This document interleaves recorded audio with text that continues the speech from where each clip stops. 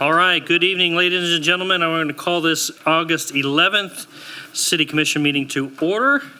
And the first item of business is the approval of our agenda. I do have a couple of changes to note. A request to move 8 until after number 5 and add a number 11, the tolling agreement with Gaston's, and remove the presentations because we don't have any of those tonight. And so with that, I'll request a motion to approve the agenda. Okay. Second. All right. Commissioner Long, Commissioner Clark on the second.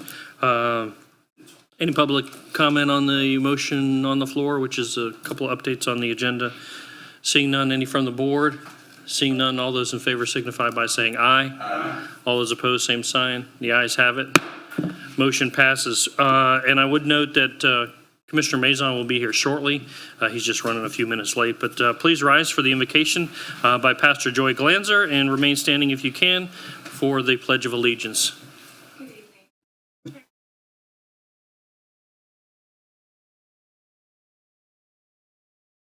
We pray for your hand and guidance, that the wisest decisions will be made for our town and that all citizens will have a voice. Being heard is the calming salve to restless hearts. We give thanks this evening that we live in a community where opportunity for growth and prosperity is evident and available to those who can put forth the effort and have vision to succeed. We pray tonight for the teachers and students who started school today. May this year be full of learning, and not only in books, but in friendships that will last a lifetime. We're blessed to live in Newberry, and we ask that you give our leaders the inspiration to continue taking our town to the greatest heights while giving all the glory to your name. And it's in your name we pray. Amen. Thank you. Allegiance to the flag of the United States of America and to the republic for which it stands, one nation under God, indivisible, with liberty and justice for all. Thank you both. Appreciate it. What's that? So won't they come try to steal this?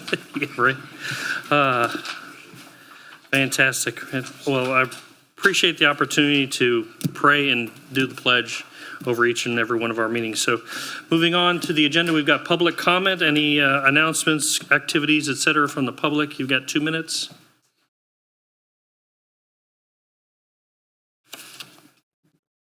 Just a comment about the tolling agreement.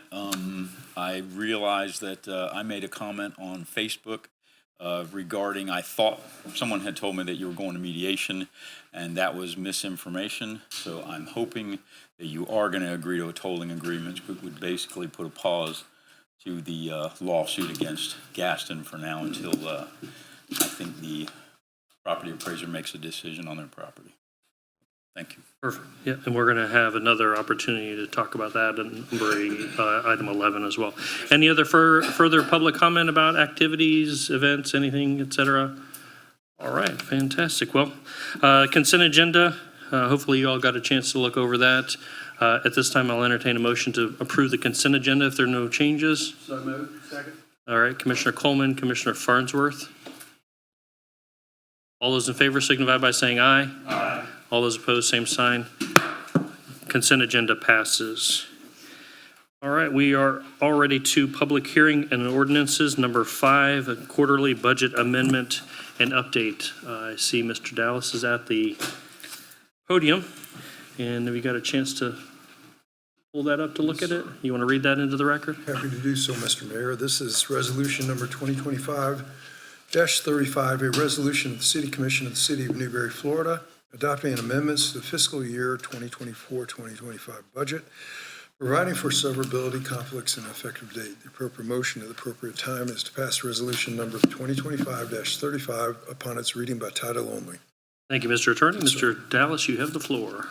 Good evening, Mr. Mayor, City Commissioners. Here tonight with your second budget amendment and your quarterly update for your budget. At the end of June 30th, you were 75% through your budget. We have one more quarter to go in this budget year before we start our new budget in October. Recommended motion for you tonight is to receive the presentation, discuss if you have any discussion, and then adopt the budget resolution 2025-35.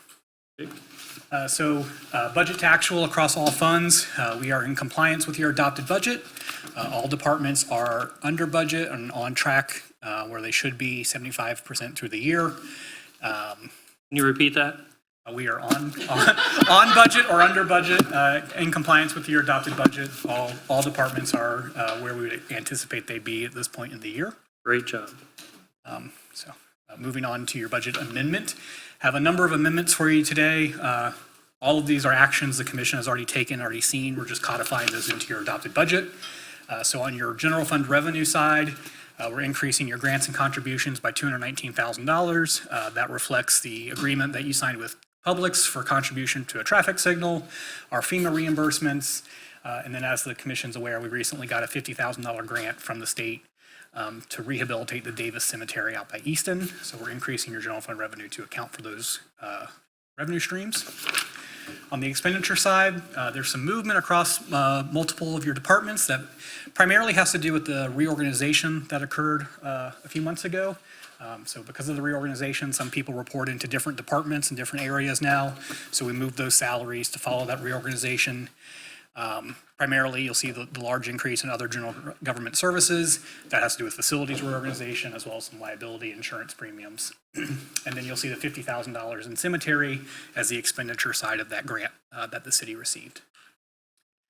In your capital improvement budget, reducing the budget there because the capital improvement department was eliminated and rolled into other departments.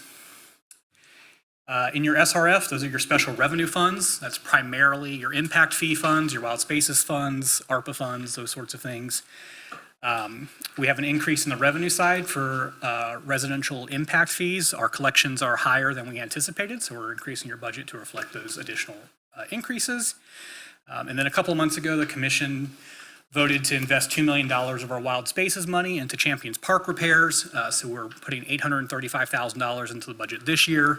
The thought process being that we're about to adopt a new budget. We're not going to finish all $2 million worth of work this year. So we budgeted $800,000 that will complete in this fiscal year. And then you'll see the remainder of that $2 million budgeted in your fiscal year 2026 budget. In your utility funds, again, increase for your water wastewater development fees. Our development fees are tracking higher, as you would anticipate, since our impact fees are tracking higher. That also accounts for some of the developers who've decided to prepay their development fees with our new water wastewater development impact agreements. And then there's a reclassification of the environmental park stormwater basin that we're building at the wastewater plant from the electric fund to the water wastewater fund. Nothing major in your internal service funds. As a reminder to the commission, those are funds that bill the city as their primary client. So things like customer service, the utility administration department, and the VERF. So adjusting it for some FEMA reimbursements and then some additional items we needed to buy for the new brush truck, as well as a truck we needed to buy for the utility administration department. So that concludes my presentation. Happy to discuss or answer any questions you have. And again, our recommended motion is to adopt the budget. The brush truck modifications from our own, brand new one we just got. Yes, when we bought additional tools and everything to get the brush truck ready to go. Correct. Yep. Okay. What is the pleasure of the board? All right. So, Commissioner Coleman and Commissioner Long, any further discussion on the agenda item, motion on the floor? Any comments from the public on the motion on the floor? Seeing none, all those in favor signify by saying aye. Aye. All those opposed, same sign. The budget amendment is adopted.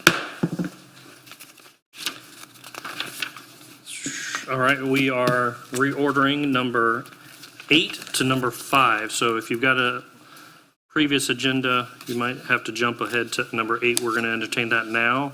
And that is land acquisition for stormwater basin. Mr. Jones, you have the floor. Yes, sir, Mr. Mayor, Commissioners. Good evening. My name is Jamie Jones, Utilities and Public Works. The item before you this evening is land acquisition of a stormwater basin. The recommended action is to authorize the city manager to execute a vacant land contract to acquire approximately 1.34 acres of land in the amount of $160,000 to be used as a stormwater basin described in the attached contract document and to schedule the closing. And number two, to authorize the city manager to execute all documents needed to facilitate that real estate closing.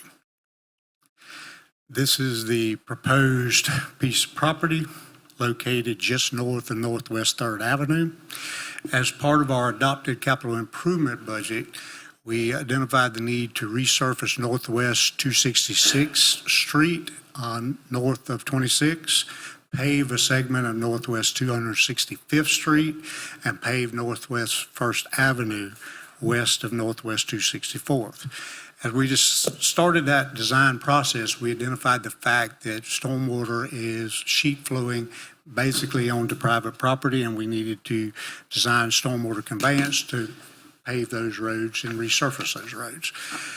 At the same time, we had our stormwater master plan going that the commission recently adopted.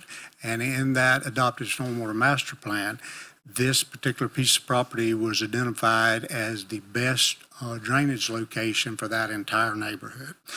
So to that end, staff contacted the property owners, were told that they were potentially interested in the city acquiring a portion of the parcel. The city and the property owners had independent appraisals performed on the property. Those appraisals are attached in your packet with values listed at $160,000 and $180,000 respectively. Staff contacted the property owner and negotiated to acquire the vacant piece of property, approximately 1.36 acres.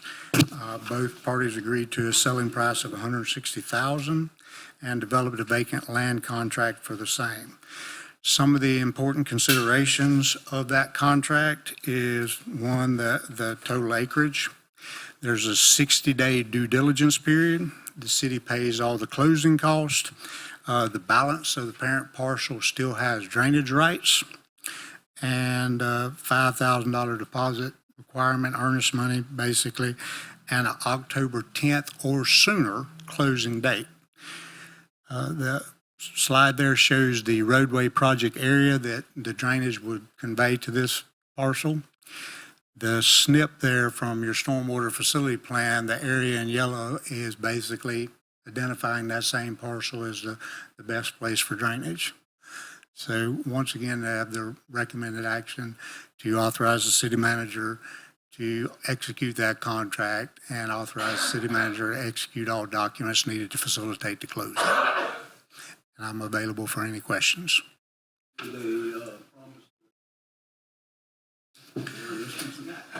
That just helps drainage.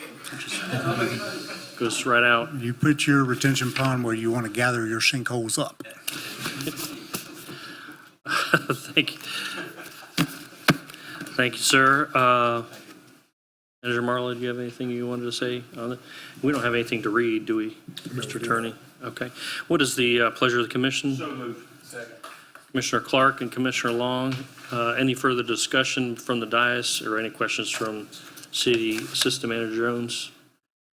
Any questions, comments from the public on the motion on the floor, which is acquisition of the property for the stormwater basin? Seeing none, all those in favor signify by saying aye. Aye. All those opposed, same sign.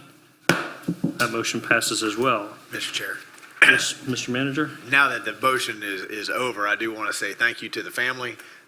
This is a significant help to the community in helping us meet our contractual, obligations, with FDOT. So I just want to thank the family for working with us on this. Are they here? Where? We do have some members of the family right Well, here. come on up and take a picture, and then you can leave.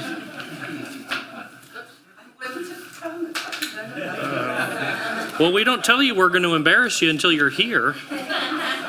That's very wise.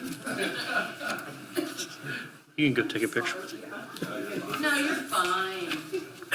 Janine, you want to do the honors? Certainly, yes, sir. Get a picture together just to say thank you. I'm gonna come up Jamie did all this. I'm not sure why.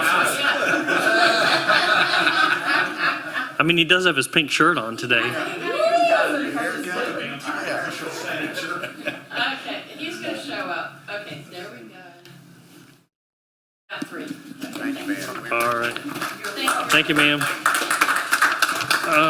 All right, so we are back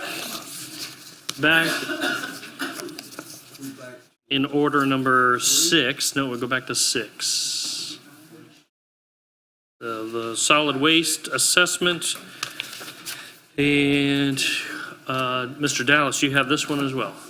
Good evening, Mr. Mayor and City Commissioners. Mr. Mayor, I'm here with your annual favorite item, the Alachua County Solid Waste Municipal Services Benefit Unit. For the commission, as you recall, the county assesses a solid waste assessment on all residents throughout the county. It helps to pay for rural collection centers, some of the landfill costs, some education costs, things that are not paid for in their tipping fees or fees they collect through your waste haulers.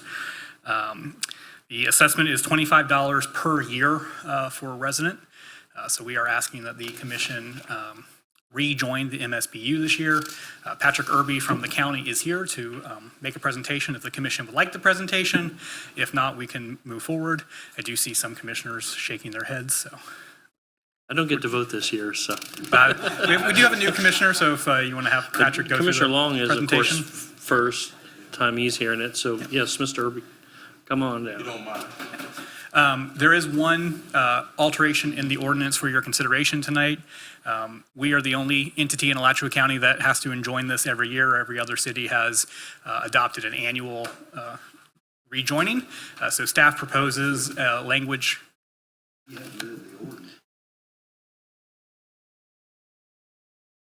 So staff does propose some language that says that the city will automatically rejoin the MSBU should the county not raise the assessment by more than 10% in a single year. If they do, it would come back for the commission's consideration.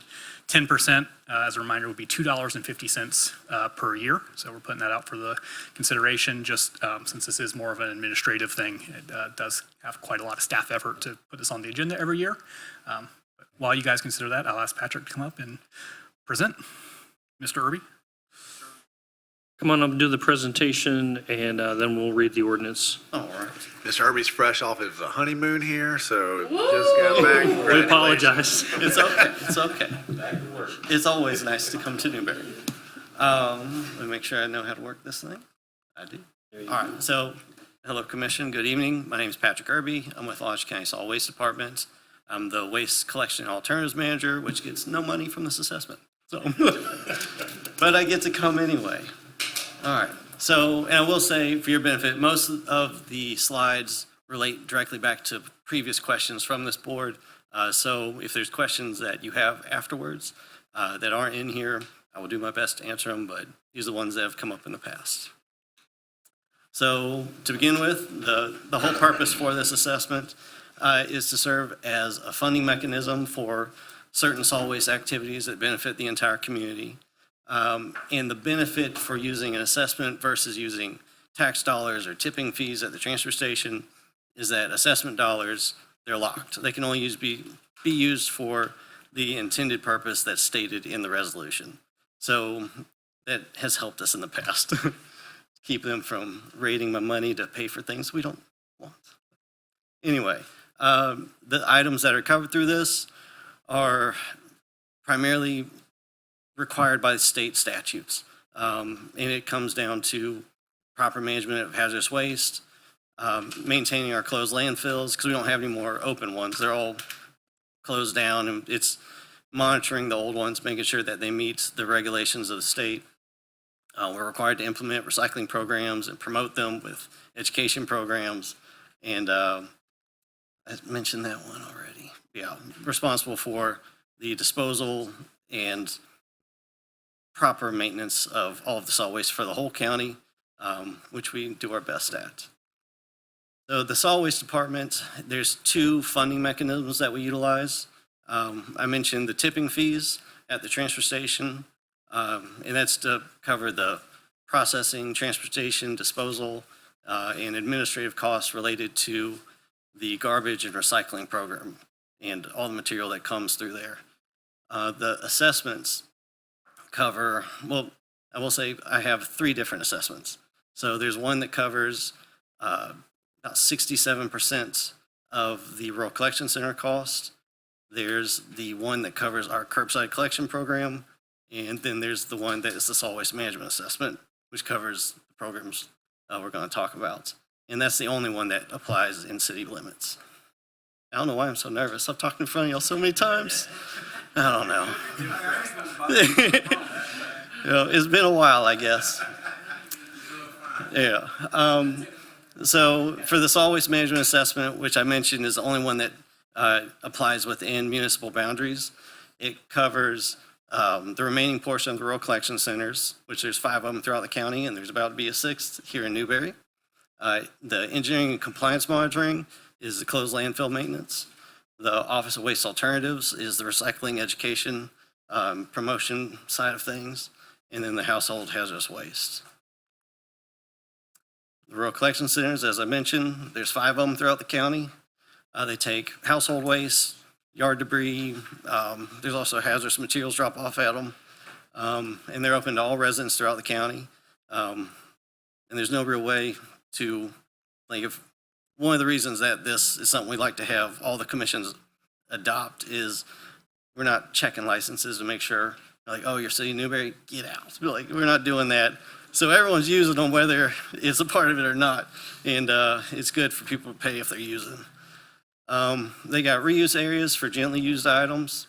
And for the remainder of the rural collection center costs, I mentioned that rural collection center assessment, and it's a higher rate. It's like $132 a year, I think, to cover their side of it. Household hazardous waste program is one of the things we're required by the state to have. Proper collection, disposal of salt or hazardous materials. Primary facility that all the material goes back to is located at LaVita Brown Environmental Park, which is over by the airport. But we do have the 5 drop-off centers at the rural collection centers. There's about to be a 6th one. And during the year, they'll have special collection events. And I believe last time I asked, there's 2 of them that take place each year. Yeah, there's always the one with Great American Cleanup. Yeah. So, but we're always welcome to do more. Engineering compliance monitoring oversees the 4 closed landfills throughout the county. And they're kind of in the corners of the county if you just look at us as a box. They're required to monitor certain things by FDEP, which leachate, methane, contamination, a lot of monitoring wells, and just making sure that our leachate isn't going off-site and getting into the groundwater, basically. Office of Waste Alternatives is the public education side of things. They promote recycling, composting, litter reduction, but they also operate our Tools for Schools facility, which gives free educational supplies to public school teachers throughout the county. And they accept donations of gently used school items, which is why we're involved. They also do special event recycling, go to festivals and events and talk to folks there, and they offer waste audits to commercial entities to see if there's ways to reduce their waste or recycle more out of their waste streams.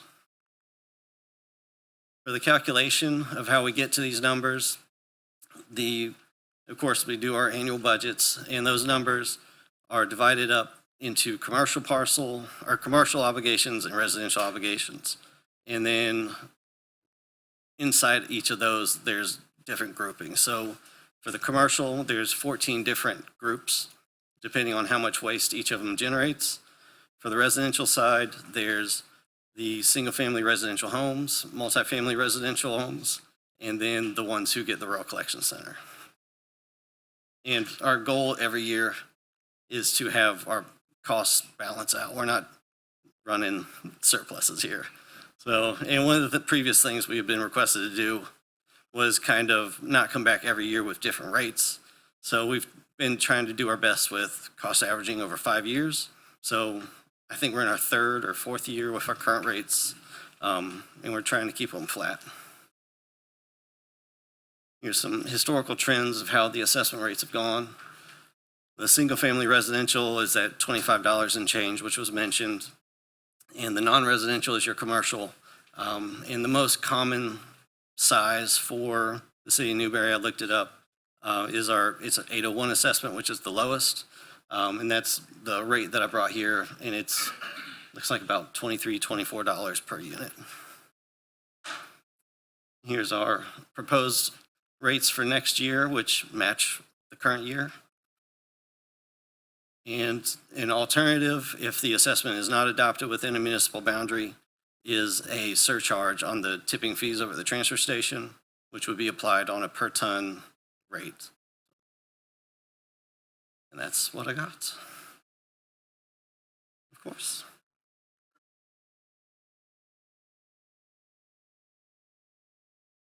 To do so, Mr. Mayor, this is ordinance number 2025-67, an ordinance amending ordinance 2024-18, providing for consent for the entire corporate limits of the city of Newberry, Florida to be included in a non-ad valorem assessment for a municipal service benefit unit created by Alachua County for the provision of solid waste management costs, providing for conditions for the consent, providing that the consent is contingent on the annual rate increase, providing for an immediate effective date. The appropriate motion is passed. Ordinance number 2025-67, and as Dallas said, the language with regard to the rollover is if there is not a 10% increase in fees for the non-ad valorem assessment from the prior year, then there would be an automatic rollover. That would not mean that you couldn't out of it if you so choose before the effective date of the new rollover ordinance.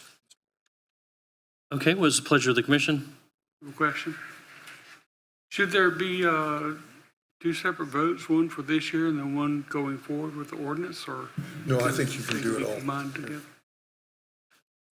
The appropriate motion is passage of the ordinance, approving the value, or approving the cost, the assessment, and then the additional language of so long as there's not more than 10% increase, then Mr. Irby doesn't have to come back. So what's, so we got a motion by Commissioner Clark, second by Commissioner Long. This was on the trash assessment, item number 6. Any other further discussion or questions? Any further, any questions or comment from the public on item number 6? Seeing none, all those in favor signify by saying aye. Aye. All those in favor, opposed, same sign. The motion passes unanimous. And Mr. Irby, while we have you here, I know it's not your wheelhouse, but what have you heard about our rural collection center? Dallas Around just the told water me we closed cooler. on some land. Yeah. But that's about all I know. Okay. If it's not All right. curbside collection, Okay. Mr. Mayor? Yeah. We closed on the land on Friday. So Oh, the count, we officially okay. sold the land to the county on Friday. All right, fantastic. All right, well, Commissioner Mazon has joined us. We are heading into item number 7 on the agenda, voluntary annexation, so you didn't get late enough. We're going to apologize in advance. This is incredibly monotonous, but we've got to do it, and we got through it in about an hour and a half last time, so just buckle up. This is going to be a quasi-judicial. So we got to read a little script here. And Mr. Attorney, make sure I don't let my wheels fall off here. Yes, sir. So we are entering a quasi-judicial procedure. This means that the commission will stop being a legislative body and will become a judicial board, which means that we have to follow certain rules and adhere to a different standard of decision-making. The primary rule we must follow concerns testimony and substantial and competent evidence standard must be met when the judicial board makes a decision. This standard states the following, quote, all public testimony will be taken under oath. Everyone testifying will be subject to cross-examination. All documents and exhibits shall be entered into evidence. The giving of opinion testimony is limited to experts. Closing arguments will be limited to the evidence of record. Now, at this time, I'm going to ask the city attorney to read into the record the ordinance or resolution by title and number.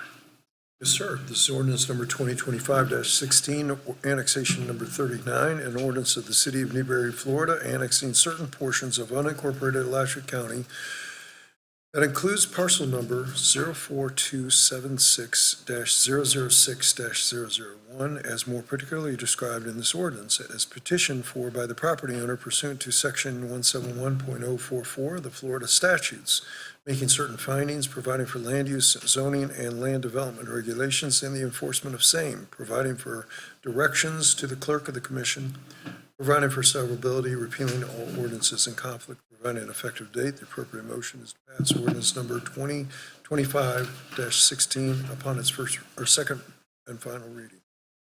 Madam Clerk, could you swear in any applicant, staff, or participating requesting to speak? So let's do this collectively. So anybody that's going to be talking on the annexations, please rise, and the city clerk will swear you in, and we'll kind of do it all at once. Name for the record.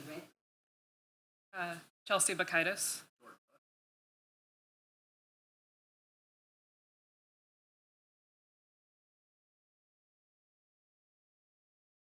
I do.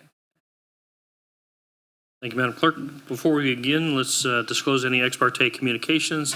Disclose whether any member physically inspected the property. Ex parte communications are any conversations or transmission of information that may have been have any bearing or influence on the voting decision member.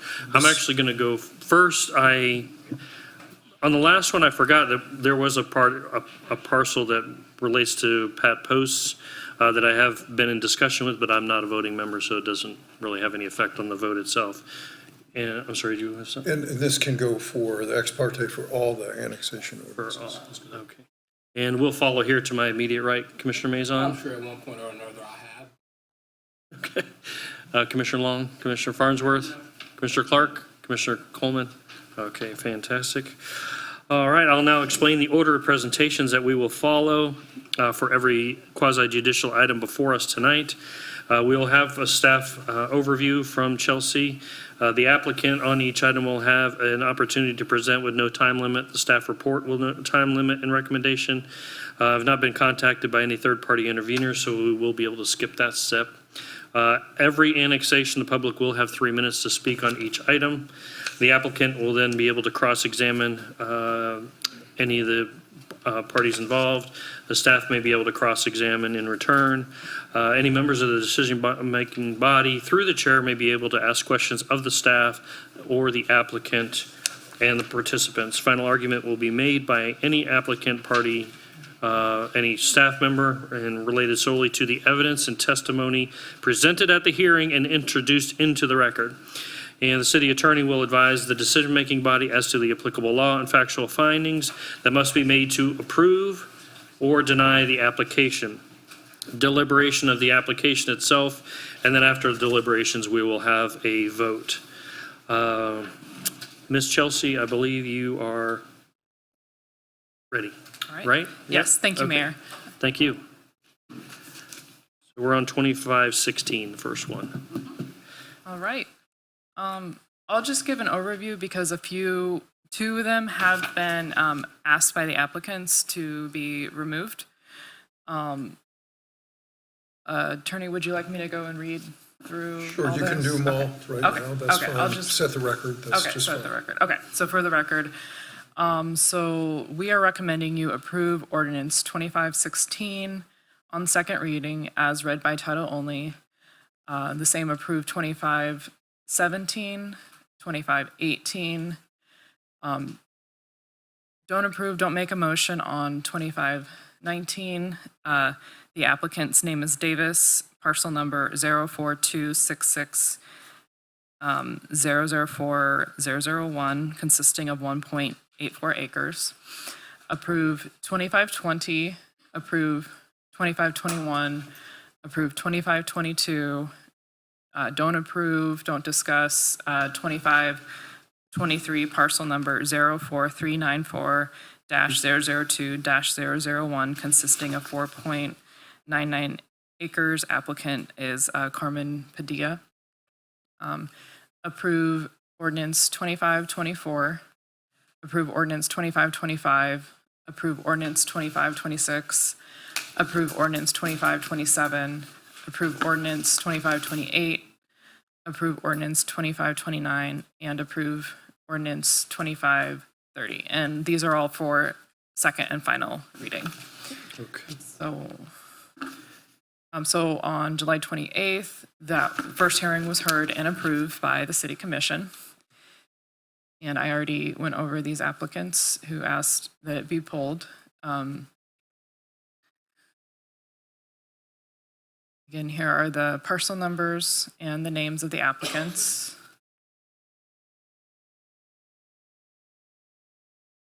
There is a map, and we've gone in and crossed out the 2 parcels you can see in red that were removed, but these are all the parcels that were petitioned to be annexed in. And here's a final map with those parcels that asked to be removed. So this is the final map that you're going to see on the ordinance.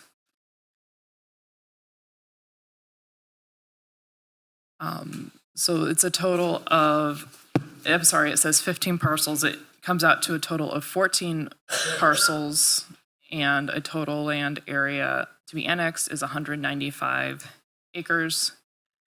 Proposed annexation serves to strengthen contiguity, improve overall compactness of the municipal boundary and subject areas. As you can see, most of the ones being petitioned to be annexed in are already within little enclaves of the city of Newberry. Per section 171.0446 Florida statute, notice of the proposed annexation was posted in the Alachua County Today newspaper for 2 consecutive weeks preceding the hearing, and a letter notifying the Alachua County Board of County Commissioners was sent to the chair, Charles Chestnut IV, on June 26, 2025, declaring the city's intent to annex these parcels. The information was also transmitted to Alachua County Growth Management via email prior to commencement. Acceptance of the petitions, we heard back, there were no objections to the requested annexations.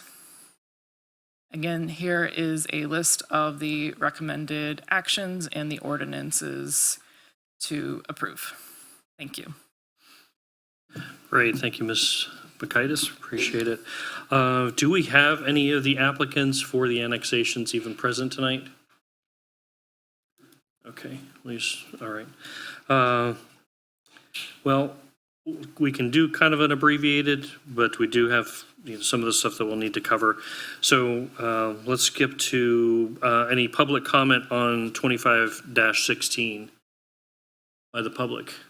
Seeing none? Okay.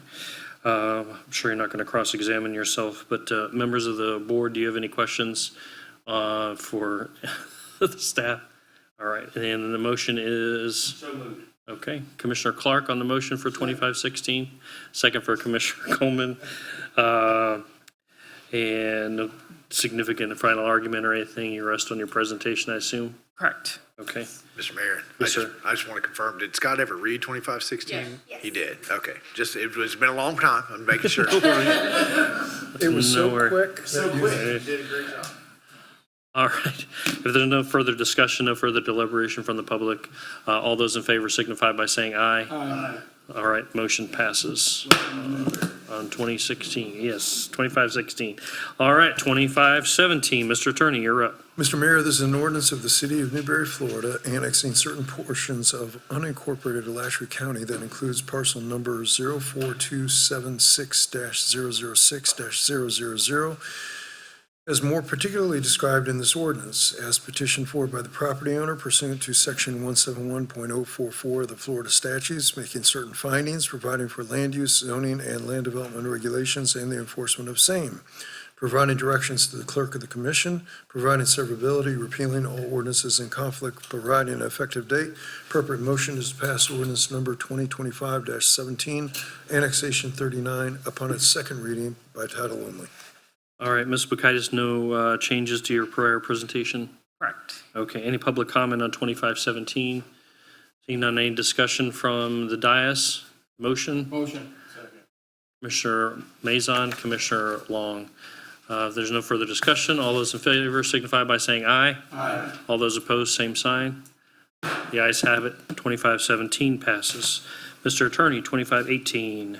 An ordinance of the City of Newberry, Florida, annexing certain portions of unincorporated Alachua County that includes parcel numbers 02512-001-014 and 02512-001-030 as more particularly described in this ordinance, as petitioned for by the property owner pursuant to Section 171.044 of the Florida statutes, making certain findings, providing for land use, zoning, and land development regulations, and the enforcement of same, providing directions to the clerk of the commission, providing severability, repealing all ordinances in conflict, providing an effective date. The appropriate motion is to pass ordinance number 2025-18 upon its second reading by title only. Okay, I'll open the floor to any public comment on 2518. Seeing none, does the dais have any questions? If none, so moved by Commissioner Mazon and second by Commissioner Long. Mazon Long. Got it. Okay. All those in favor of 2518 signify by saying Newberry. All those opposed, same sign. 2518 passes. 2519, Mr. Attorney. It's 2520. 20, excuse me. An There's a ordinance of line the- right through this one, too. An right? ordinance of the City of Newberry, Florida, annexing certain portions of unincorporated Alachua County that includes parcel number 02517-001-000 as more clearly described in this ordinance, as petitioned for by the property owner pursuant to Section 171.044 of the Florida statutes, making certain findings, providing for land use, zoning, and land development regulations, and the enforcement of same, providing directions to the clerk of the commission, providing severability, repealing all ordinances in conflict, and providing an effective date. Appropriate motion is pass ordinance number 2025-20, annexation 39, upon its second reading by title only. Okay, same thing here. Public comment on 2520. You've got 3 minutes. Seeing none, bring it back to the dais. No deliberations. We have a motion on the floor from Commissioner Long and a second by Commissioner Clark. Seeing no further discussion, all those in favor signify by saying aye. Aye. All those opposed, same sign. The ayes have it on 2520. Annexation passes. Mr. Attorney, 2521. Sir, an ordinance of the City of Newberry, Florida, annexing certain portions of unincorporated Alachua County that includes parcel waited a number little longer. 02574-021-000 as more particularly described in this ordinance, as petitioned for by the property owner pursuant to Section 171.044 of the Florida statutes, making certain findings, providing for land use, zoning, and land development regulations, the enforcement of same, providing directions to the clerk of the commission, providing severability, repealing all ordinances in conflict, and providing an effective date. The appropriate motion is to pass ordinance number 2025-21, annexation 39, upon its second and final reading. Okay, is there any public comment? We'll open it to the floor. Seeing none, all those. We have a motion from Commissioner Long and a second from Commissioner Coleman on the floor to pass 2521. All those in favor signify by saying aye. Aye. The ayes have it, unanimous. Okay, 25. Wow. He grabbed that knife? Yeah. 2025-22. An ordinance of the City of Newberry, Florida, annexing certain portions of unincorporated Alachua County that includes parcel number 04377-011-000 as more particularly described in this ordinance, as petitioned for by the property owner pursuant to Section 171.044 of the Florida statutes, making certain findings, providing for land use, zoning, and land development regulations, and the enforcement of same, providing directions to the clerk of the commission, providing for severability, repealing all ordinances in conflict, providing an effective date. The appropriate motion is to pass ordinance number 2025-22, annexation 39, upon its second and final reading by title only. All right, thank you, Mr. Attorney, Sir. for reading that in. Any public comment on this one? Seeing none, the dais? Second. Okay, we have a motion for the annexation from Commissioner Long and a second from Commissioner Mazon. Commissioner Clark has stepped out. Any further discussion? All those in favor signify by saying aye. Aye. Motion passes unanimous 4-0. 2524, Mr. Attorney, 2524. An ordinance of the City of Newberry, Florida, annexing certain portions of unincorporated Alachua County that includes parcel number 04276-003-000 as more particularly described in this ordinance, as petitioned for by the property owner pursuant to Section 171.044 of the Florida statutes, making certain findings, providing for land use, zoning, and land development regulations, and the enforcement of same, providing for directions to the clerk of the commission, providing severability, repealing all ordinances in conflict, providing an effective date. The appropriate motion is to pass ordinance number 2025-24, annexation number 39, upon its second and final reading by title only. Perfect. Thank you, Mr. Attorney. We'll open the floor to public comment on 2524. Seeing none, we'll bring it back to the dais. Is there a motion? Commissioner Long and Commissioner Farnsworth on the second for 2524. Assume there's no further discussion. All those in favor signify by saying aye. Aye. Motion passes unanimous. Commissioner Clark's still out of the room. Ms. Makaitis, please jump in if there's one that we need special comment on. Mr. Attorney, we'll go back to you at 2025-25. Sir?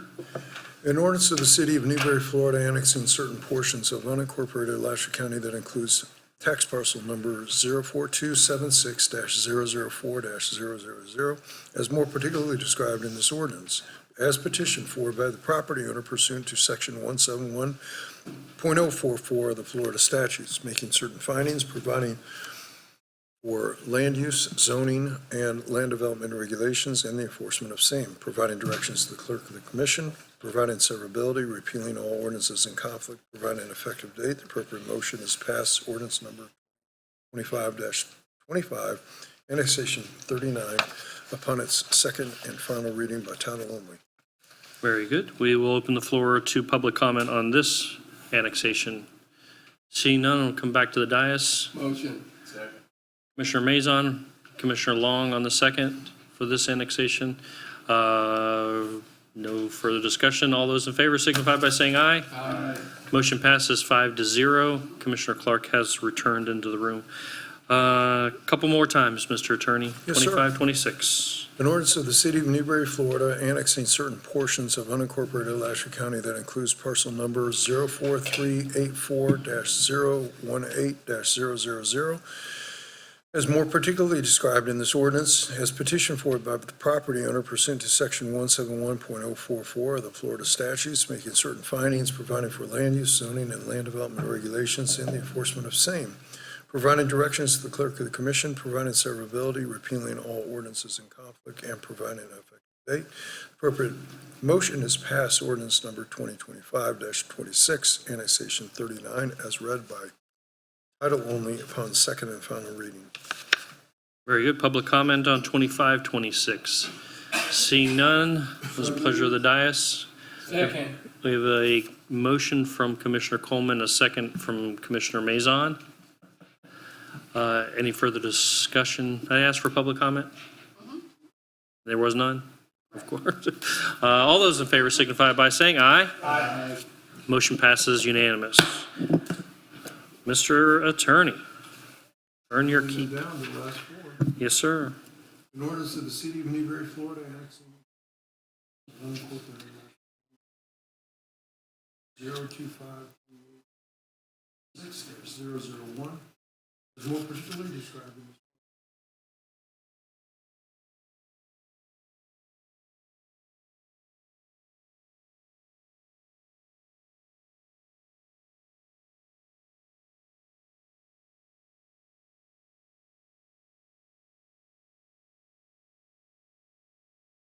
Sorry about that.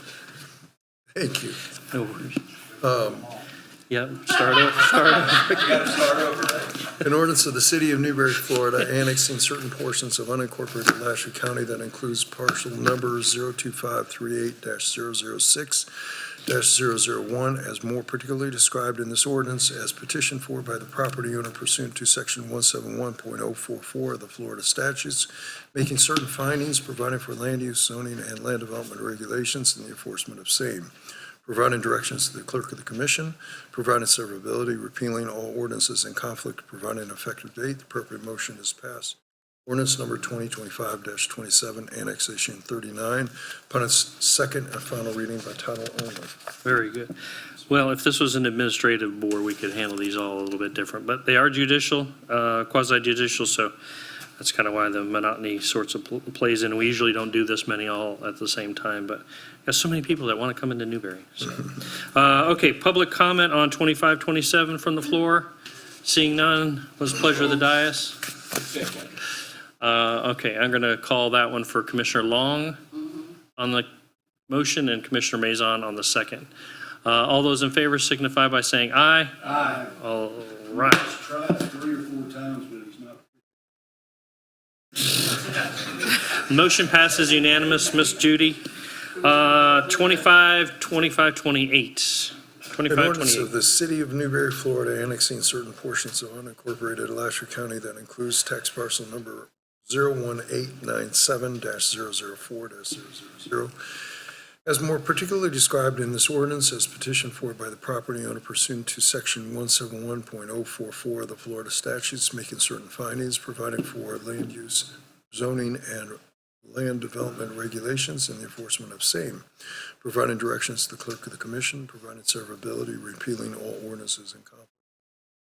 The appropriate motion is to pass ordinance number 2025-28, annexation 39, as read by title only upon second and final reading. Public comment? Dias? Commissioner Farnsworth on the motion and So moved. Commissioner Clark on the motion, Commissioner Coleman on the second, Clark on the motion, Coleman on the second. Commissioner Farnsworth is completely MIA. All those in favor signify by saying aye. Aye. Motion passes unanimous. 2 more.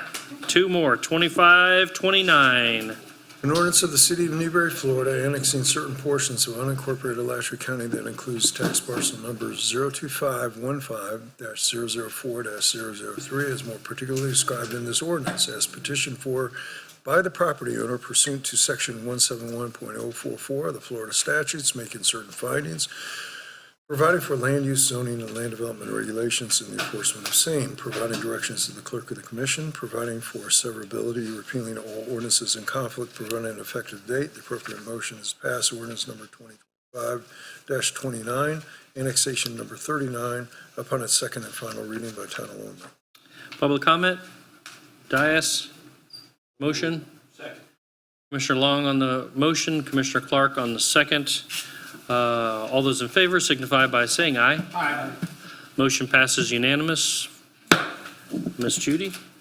And 25-30, last one. An ordinance of the City of Newberry, Florida, annexing certain portions of unincorporated Alachua County that includes tax parcel number 04399-001-007 as more particularly described in this ordinance as petitioned for by the property owner pursuant to Section 171.044 of the Florida statutes, making certain findings, providing for land use, zoning, and land development regulations and the enforcement of same, providing directions to the clerk of the commission, providing severability, repealing all ordinances in conflict, providing an effective date. The appropriate motion is to pass ordinance 2025-30, annexation number 39, upon its second and final reading by title only. Fair enough. Ms. Bukaitis is your last chance. Got nothing. Nothing. She's got nothing. Public comment? Seeing none. Dias? So moved. Second. Commissioner Long on the motion, Commissioner Clark again on the second. All those in favor signify by saying, we're done? We're done. Newberry. Welcome to Newberry. Motion passes unanimous, or the annexations, I should say. All right, I think we're going back to our administrative process. We are on number 9, land acquisition for roadway connection. City Manager Marlowe, you have the floor. Good evening, Mr. Mayor, Commission. I have to admit, I'm a little more Jealous? giddy No. about this agenda item than this agenda item probably warrants, but for those of you up here, you know how long we have been trying to create some connectivity between Newberry Road and Southwest 15th. We seem to have been thwarted at every turn, but tonight I bring before you the opportunity to open up another connection besides 255th. So the little red dot right there, and I also apologize, I think there's a typo in this is not about stormwater basin. That was the Huey property that Ms. Barlow sold us. This is just about the road connectivity. So that little red dot, that property owner has agreed to sell us that 60-foot segment there so that we can connect 254th to 253rd, open up another north-south flow. This also has the opportunity for us, there's already a sewer easement, a sewer line there, but we have the opportunity to strengthen our water system, our water infrastructure system here, so we can kill two birds with one stone. So tonight I'm asking you to authorize the purchase price of $52,600 to increase our connectivity, ease that traffic flow. I timed this presentation perfectly with the first day of school so that we can all just hope and pray that next year, the first day of school, there'll be another way that people can get in and out of Southwest 15th. Strengthen our water system, and then all other future decisions will come to you at a later date.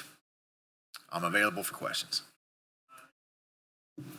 Does anybody on the dais have a question or comment? Mr. Manager Marlowe, how long did it take for you to work this out? How long have you been working on this? Well, I took the office 51 days ago, and I think I started working on this about 4 days in. Okay. Great job. Thank you. Any question or comment from the public? Seeing none, what is the pleasure of the commission? So moved. Second. Commissioner Clark on the motion, Commissioner Long on this, or Commissioner Mazon on the second, excuse me. Any further discussion on the dais? Seeing none, all those in favor signify by saying aye. Thank All you, those gentlemen. opposed, same sign. The ayes have it, motion passes. All right, number 10, Resolution 2539, a resolution to delegate administrative plating, replatting authority. Mr. Attorney, would you like to read this into the record as we get started? Yes, sir. This is Resolution 2025-39, a resolution of the City Commission of the City of Newberry, Florida, designating the city manager as the administrative official authorized to approve plats and replats pursuant to Section 177.071 of the Florida statutes, repealing all resolutions in conflict and providing an effective date. The appropriate motion is to pass resolution number 2025-39 as read by title. All right, thank you, sir. Sir. Let me catch up. It is page 438 in this backup.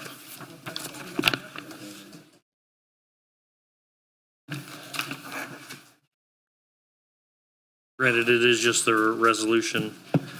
There isn't anything in the colored printout, if that's what you're looking at. Rick? You with me? There's nothing in this. Okay. Ooh. All right, so we are on item number 10, Resolution 2539, and it's been read into the record. Ms. Hectus, you have the floor. Thank you. Good evening. Thank you. This doesn't even warrant a presentation because what we're doing here, we were going to actually put this in Article 5, but per legal, it's better to go ahead and get it, the designation ready and set up now so that we're in conformance with the state law. July 1st, the new law passed regarding platting. You all know very much about platting, as many of the lands have been recently with Tanglewood and Highland Park, those plats, Avalon Woods, Weststone. We are now taking those in-house administratively. The state statute says now, the new state statute says no more board and approvals through via resolution or ordinance anymore. It goes to city staff.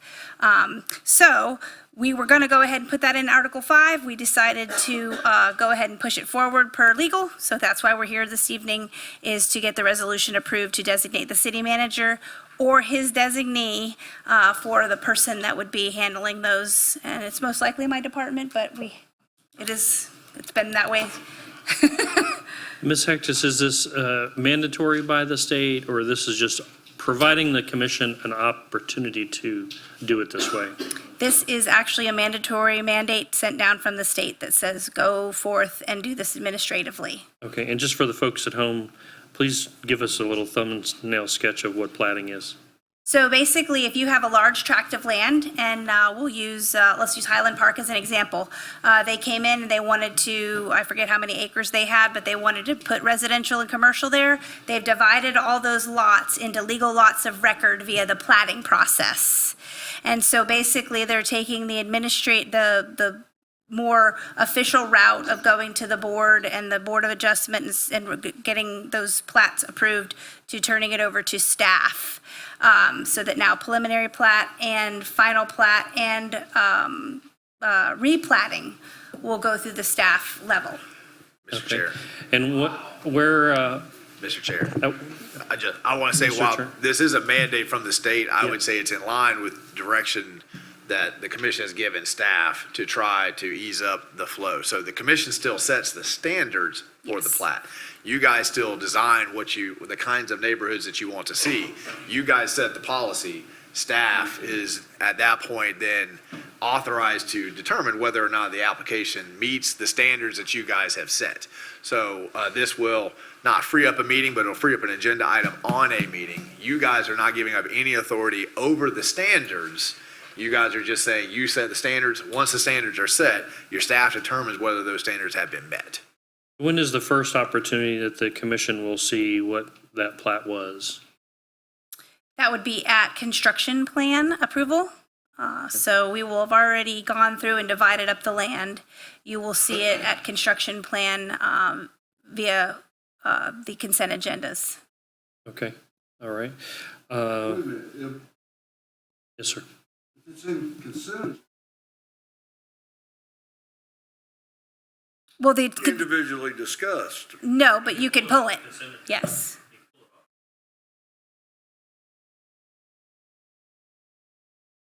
So if you don't read your paperwork, you're gonna miss it.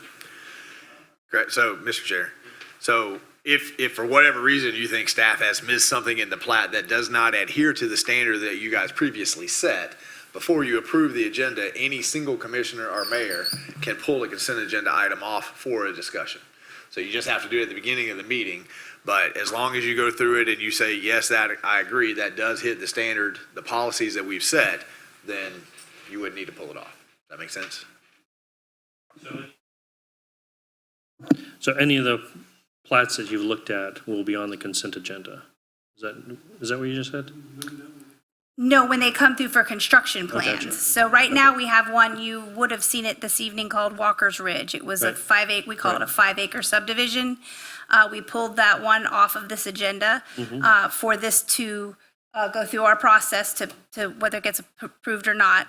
We took it off. Then that way, we would submit a letter to them stating that they meet all the criteria of the new Chapter 171 for going forward with the platting. So we would submit a letter, then they would go to their next step, which would be construction plan. So they would go forward, get with their engineers, do all the road design and so on and so forth. This one wouldn't need water or sewer. And then you would see that at construction plan as a consent item unless you decide to pull it. Okay. I'm sensing a little apprehension to some extent, but let's, well, yes, it's That's a, not. That is, they're all, that's a choice by the Turn your mic city on. and they, to put it on the consent agenda. I think it needs to go in front of it. well, the plating would not get to us until it comes to the construction. So the step one of the plating would be done by staff. The construction planning would be done by staff, and then it would come to us on the consent agenda. At that point, we could take it off and discuss it, of course. But Yeah, but Mr. Mayor, I understand. is it, I mean, so this contractor or developer has spent all this money and got all the way to that stage. I don't Correct. think that's fair for them. Correct. No, I So don't want it on the consent agenda. I'm making that very clear. So to add one thing, and attorney, you might have to help me here. Platting is very ministerial.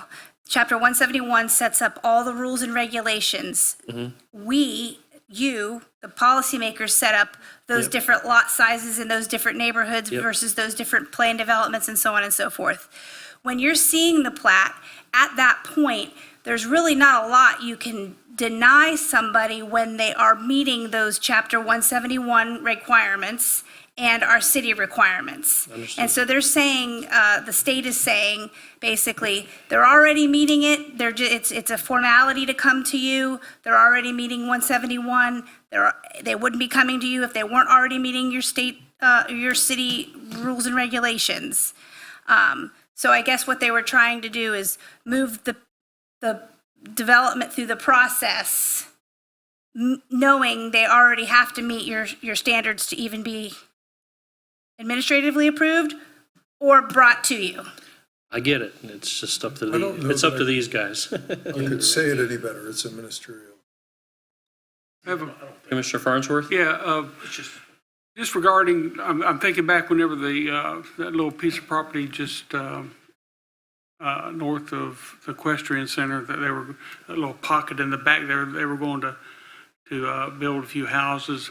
I mean, the building department, the department came back and told us they could only have this many houses, and then we had discussion about how many houses they could have, and it all changed and everything like that.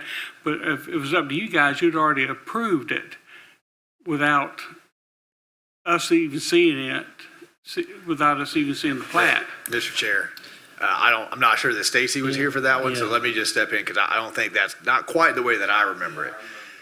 Yeah, they already had an approval. They came in, they wanted a special exception to change what was approved. If it had been up to staff, we would have said you're stuck with what was already approved. They came before you because they wanted to change what was already in the books. That's why that came in front of you, and they were asking for a special exception, a special favor, because they wanted to do something different.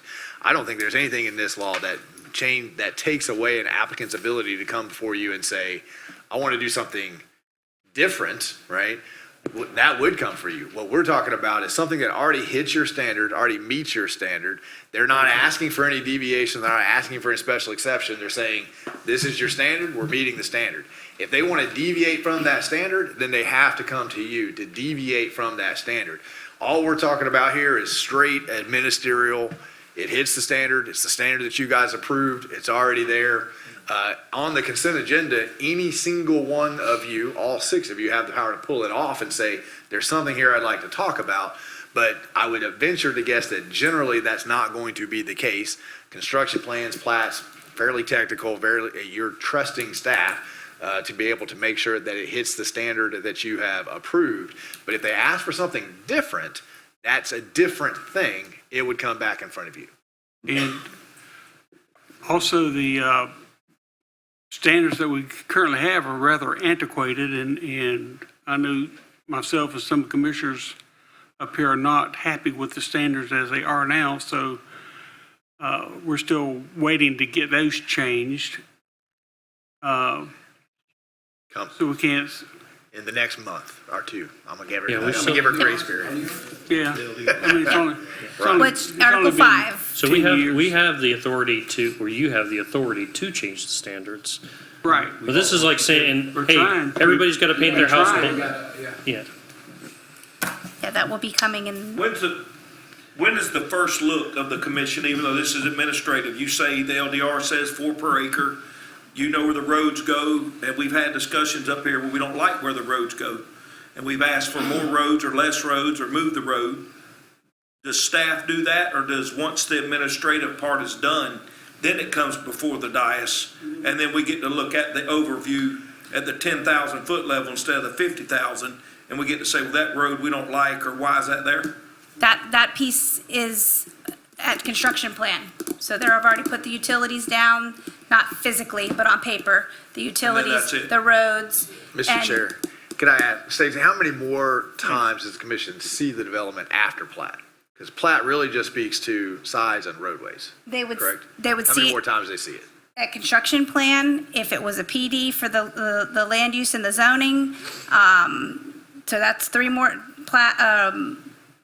site and development plan, land use, zoning. 9 times out of 10, they need a land use or zoning, especially if they want to change it to PD. And the P and Z, years before all of that, All right. correct? So there's a lot of bites at this apple. And this really truly is an administrative, you guys set that table and you can change the table when you want. You're set to change the table fairly soon, Yes. right? But you'll have more bites at the apple later. This is lot size, roadways, and you guys are about to change those things. And you're gonna tell staff, these are the new guidelines. Once they hit those guidelines, then you're saying, staff, look and see if they hit the guidelines. If they hit the guidelines, you sign it, put it together, bring it back for those other bites at the apple. Well, to Commissioner Coleman's point, it's not, he doesn't want the developer to get too far down the road, and we potentially are in a position to want them to change it. And I know the personality of the commission is to not let you be the bearer of those kind of decisions at the staff level. We're kind of paid, and it's our charge and our responsibility to do that.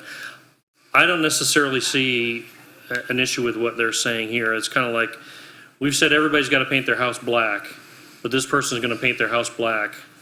Do we need to have another look at that? But we're always at our leisure to change those standards, which, again, we're going to do that next month.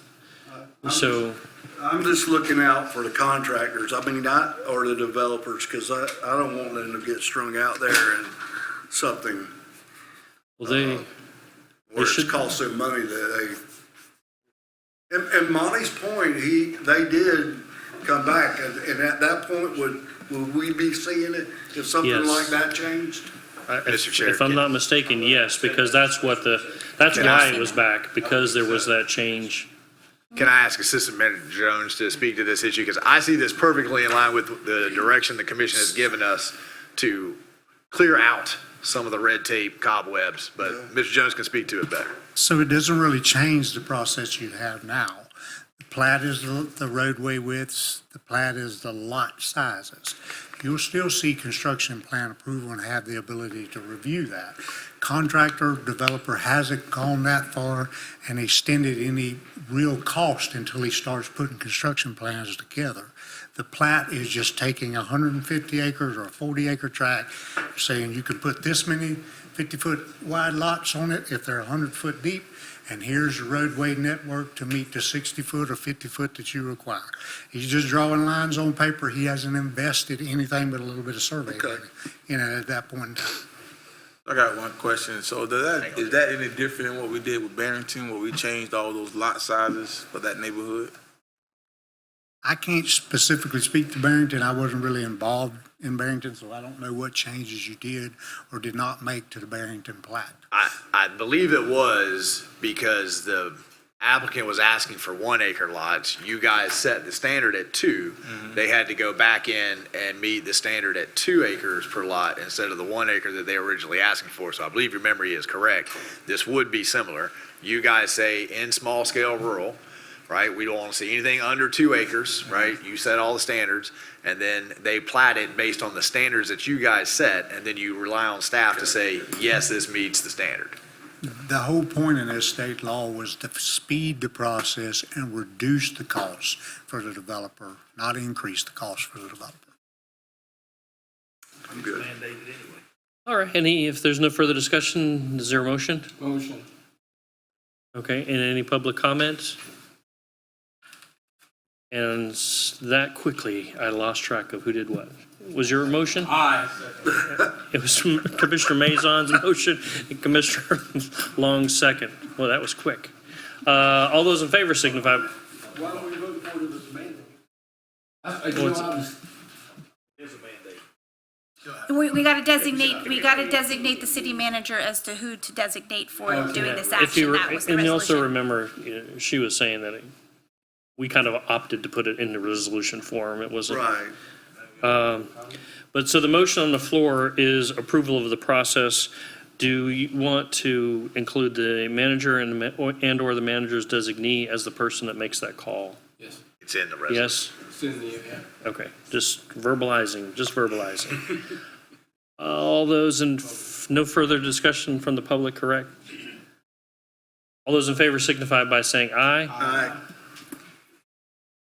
Motion passes unanimous. Okay. Y'all made me work on that one. Number 11 is our additional made Stacy. tolling agreement. Take one, pass it down. Thank you, Mr. Mayor. We don't have a backup material here. Basically, what we are asking the commission and for the public's edification. So we had a business move into town a while back that was doing a business that they needed a permit for. We let them know that they needed a permit. They disagreed that they need a permit. Fast forward, we actually ended up having to shut the business down because they were operating without the permit that we said that they needed. The business then turned around and litigated against the city. The judge found in their favor insofar as giving an injunction on our stop work order. They said the business gets to keep going until we get it resolved, till we all get in front of them. In the meantime, the state changed the law on us. Okay, so SB 211 changed the law, it redefined what agriculture is, and it has thrown all municipalities, I would say, and the state into some gray area of trying to figure out what does now count as ag. There is one specific piece that needs to still be answered to this puzzle. The business has to go and get an ag exemption. We haven't heard any ruling one way or the other about that. It's important to note that when the business litigated against the city, because they did not litigate for financial compens, they just litigated against us to stop the stop work order. Our insurance stopped paying, so now we are on the hook for paying the legal fees for that. What I have asked the business is if they will enter into a tolling agreement, which is basically a timeout. We all go to our respective corners. We do not give up any of our arguments and rights to have our ordinance and to put forth our argument. They do not give up any rights until we answer this question, and this property appraiser has to answer this question about whether or not this business is going to receive an ag exemption or not. While we wait on that, staff does not feel like we need to continue spending legal fees when the state law seems to be fairly clear. It's just this question left. So the motion that I would ask from the commission tonight is to direct staff to enter into this tolling agreement, which again is not mediation. We're not giving up anything. We're just saying, can we time out until this last question is answered? If the property appraiser does not give this business ag exemption, then we will resume the argument, right? If the business even wants to, because at that point it seems pretty clear you'd have to come and get a permit, right? So that's what's in front of you tonight. Tolling agreement, just a timeout. The city has enforced our ordinances. We have tried to work with the business. When that failed, we shut the business down. We've gone all the way through the special magistrate. We've gone all the way in front of a judge. I'll let Scott speak to that, but we have actively pursued this all the way up until this moment here. And we are not stopping pursuing this. We're just asking for a timeout because it seems like if this business is granted an ag exemption, then this would be money wasted. If they're not granted an ag exemption, then this is money well spent. But why don't we wait until I answer that question before we spend any more money? Scott, did I miss anything in the overview here? No, Mr. Mayor, I think this is a fairly innovative way. Sorry. I didn't even catch it. I didn't. You called him Mayor Marlowe. No, I was actually, Manager Marlowe. I He was, was talking to you. Yeah. Hey, I did it at the Veterans Memorial. Yeah. if I said Mayor Marlowe, I meant to say, I'm talking to our mayor. Looking at you talking to our mayor. So. Yeah, I like it. This is you tell me. I think this is an innovative way of ceasing the litigation, as our manager has said, that the law changed this last legislative session, and it broadened the definition of bona fide farming activities. By March 1st, Mr. Gaston's company has an obligation to apply for an ag exemption. Whether he gets that or not remains to be seen. If he does not get it, he has an opportunity to appeal to the Value Adjustment Board and make a determination there. And then that possibly could go into litigation as well. But I doubt all of that will occur because the property appraiser, just like us, is saddled with the new law, which says, hey, for farming operations, we're broadening the restrictions here. And I would go back a little bit, we said that this is not necessarily a farming operation, this is more in line with a resource-based industrial activity. And it's going to require, Mr. Gaston, either a special use permit or rezoning of your property altogether. We said you're going to have to go through this process. The landowner disagreed, and we went through the code enforcement process. That goes by writ of certiorari to the circuit bench. The court entered a stay order, which is almost automatic. That it wasn't really a litigated thing. They just moved for a stay. They got the stay. So they're operating on the premises as is right now. And this really doesn't, this tolling agreement that's before you has been approved by their attorney, approved by us. And it basically says we're going to hit a pause button until July 31st of 2026. And by that time, we will know if you are engaging in a bona fide agricultural pursuit. Both sides stop spending money on legal fees and that sort of thing in the interim, and then we have a determination that's made. The order by our code enforcement officer is non-final, which at that point in time, either party, 30 days thereafter, would have an opportunity to supplement the record with whatever we feel we want to supplement the record. Aston feels he wants to supplement the record with. And then that would potentially go up in front of the circuit bench. At that point in time, he could file another appeal. We could then have additional litigation. But our briefing time is coming up this Friday, so we would have to be spending an inordinate amount of money and effort to brief this. And this basically allows us to Mr. Mayor. So that's the gist of what this tolling agreement does. And as our manager has said, the appropriate motion is to authorize the appropriate city staff to enter into the tolling agreement. Mr. Gaston then will same, and off we go to July 31st. So do we want to hit the pause button and stop spending money is the question? Yes. Is there a motion on the floor? So moved. Commissioner Clark with a motion, and a second from Commissioner Long. It's a motion on the floor. Public discussion. Yeah, This is your, It's time to just, they're paused for good though, right now. Yeah, what are they doing out there right now? The judge has stayed our stop work order, so they have the right to continue the business to continue, right? So they get to continue until we answer this question. So what they do is, and the reason why they need a permit is they bring debris from off-site onto that site. Then they bring these grinders on one time somewhere between 4 and 6 weeks. They're out there for 4 to 5 days grinding. Then they take those grinders somewhere else. They move those around. Then they come back every 4 to 6 weeks. They grind up whatever they have. Our ordinance says they could do that without a permit if all they ground was debris that was generated from their location. Because they bring debris from somewhere else, across the street, they bring it from across the street, they bring it over, then they need a permit in order to do that.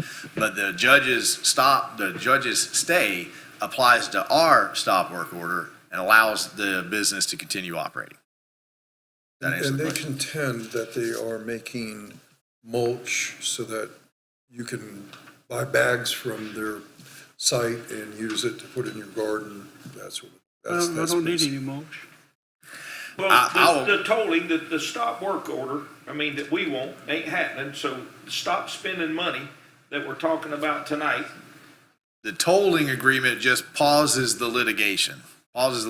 So we stop spending money on Scott, they stop spending money on their attorney until this last Which we have to question, wait on anyway. which we have to wait on anyway. But they So- keep operating. We're not in favor of it for sure. The city has shut the business down. Right. So And I would, did they have a permit to start in the beginning? No. they did not, which is why So we what is that communicated with different them. than the other company we shut down? Say that again? How is that different than the other company we shut down? It's exactly the same, and we So why followed can't the we do exact same procedures. So why can't we do the same stop work order and shut them down the same way we did? Judge said no. Because we did, We took the applicant all the way through the special magistrate. The special magistrate found in our favor. They're shut down. Then the other business you're referring to could have done this as well. Track line, That that's what- business went and sued and got a different judge, I don't know which judge, to come in and say, no, I'm going to stay the order, and the judge trumps us. So the judges, so if Trackline had gone and got to a judge, we don't know where that would have ended. I think we would have won, right? That is, Commissioner Lowen, that is a different operation. That would be very questionable as to a bona fide agricultural operation. This is taking, theoretically, silviculture, grinding it up, and as our manager said, if it was on the property, our own ordinances, if it was product from the property itself, our own ordinances would not require a permit because it's an ag-type operation. So the landowner is saying to us, and disagreed with us initially and said, look, I'm taking product from my property and turning it into a bona fide agricultural product, but I'm also now bringing in product from adjacent properties or surrounding properties, and I'm also turning it into a bona fide agricultural product. Wouldn't that Now, negate what the permit happened? process? In the interim, the legislature has said, if you're engaging in that kind of activity, they broaden the definition of what a bona fide agricultural operation is, made it more expansive, and so the likelihood, the substantial likelihood for the business is that because of the law change, it will be considered a bona fide agricultural activity. Now, in order to get there, his land is zoned agricultural, but he's got to get an ag exemption on that land, which he does not have at present.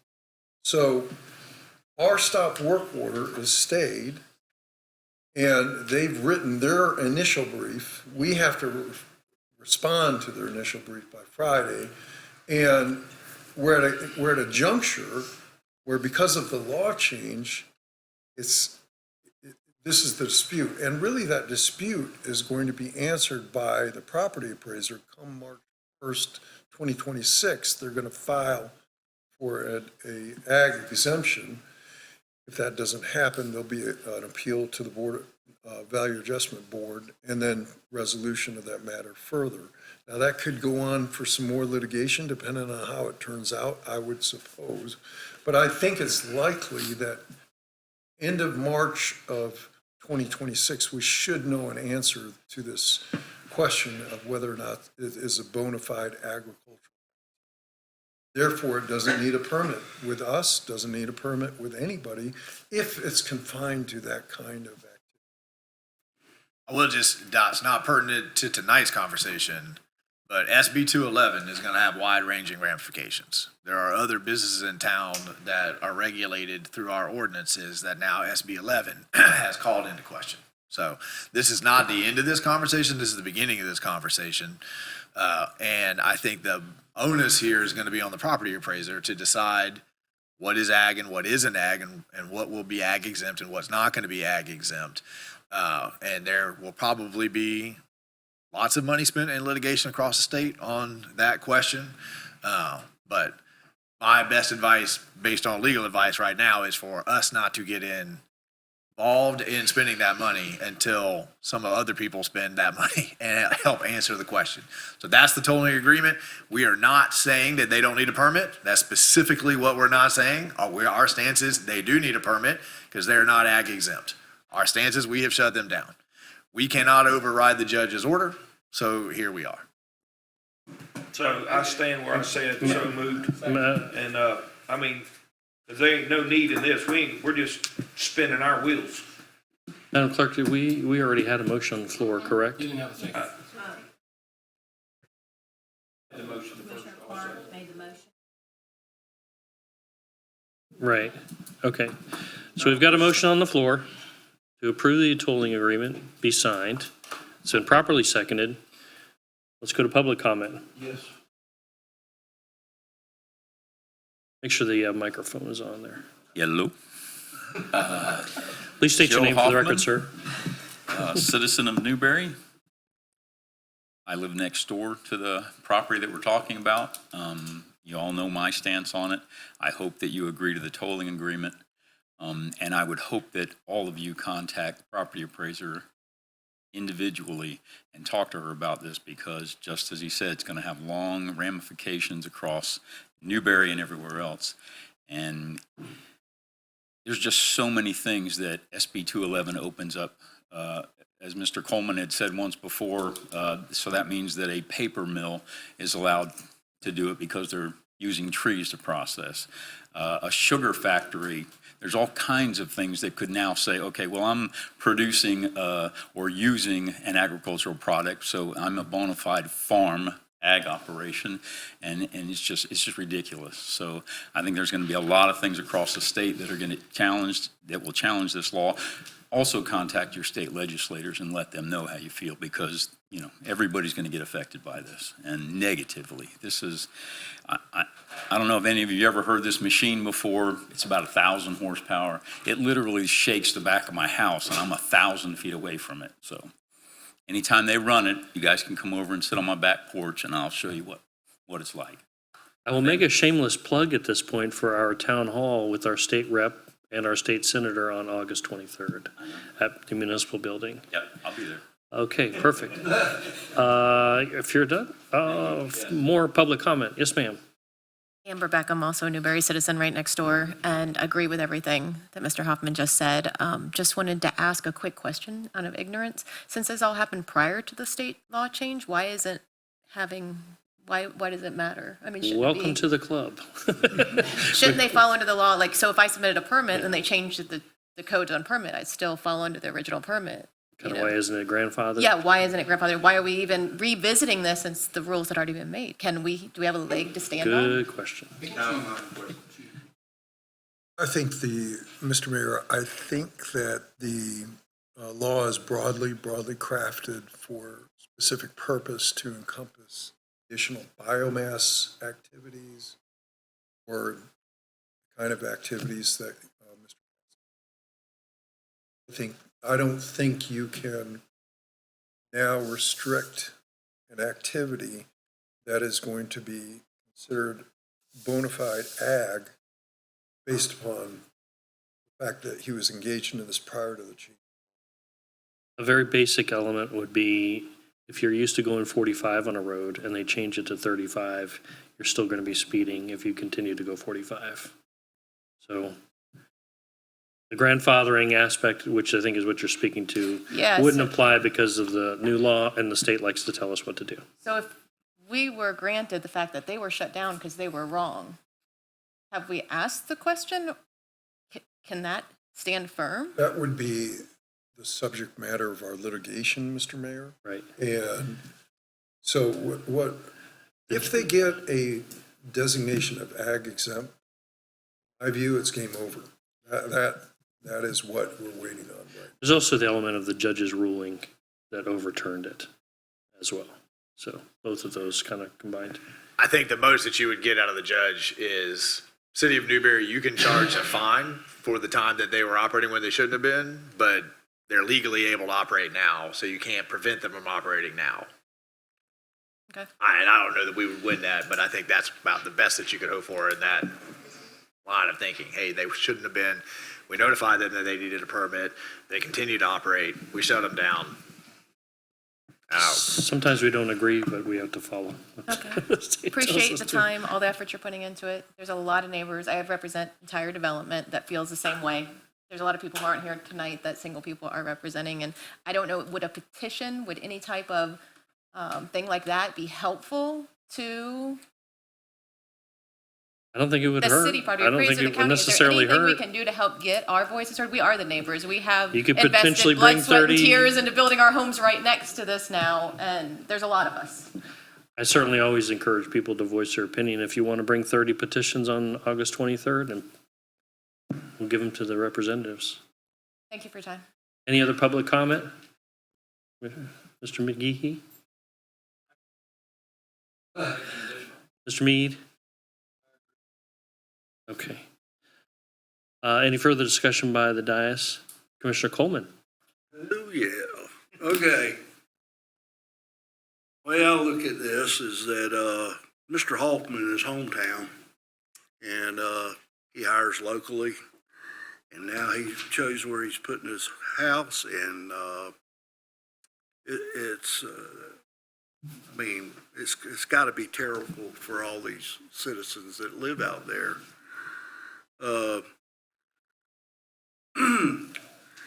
Being a property ag appraiser for 20 years of my life, there's still, this has not changed. There is 3 classifications for timber. Mm-hmm. Timber 1, 2, and 3. It is growing timber. It is not processing timber. I know I'm throwing this out in the wind, but it has nothing to do with producing the products that the timber brings. And I cannot believe that they would grant ag when you only have 3 classification. And they're all 3 when the timber is in the ground, not processing the timber. It does. So, yeah, it's industrial. I think your words were resource-based industrial operation is exactly what it is. So, wow, I feel for all of y'all. I really do. And whatever I can do, I know Aisha pretty well, and I will be having a conversation with her. There's no further discussion. All those in favor signify by saying aye. Aye. All those opposed, same sign. The ayes have it, unanimous, Madam Clerk. All right, that closes all of our agenda items for the commission meeting. We'll move into comments. And don't forget, we do have an illustrious CRA meeting after this.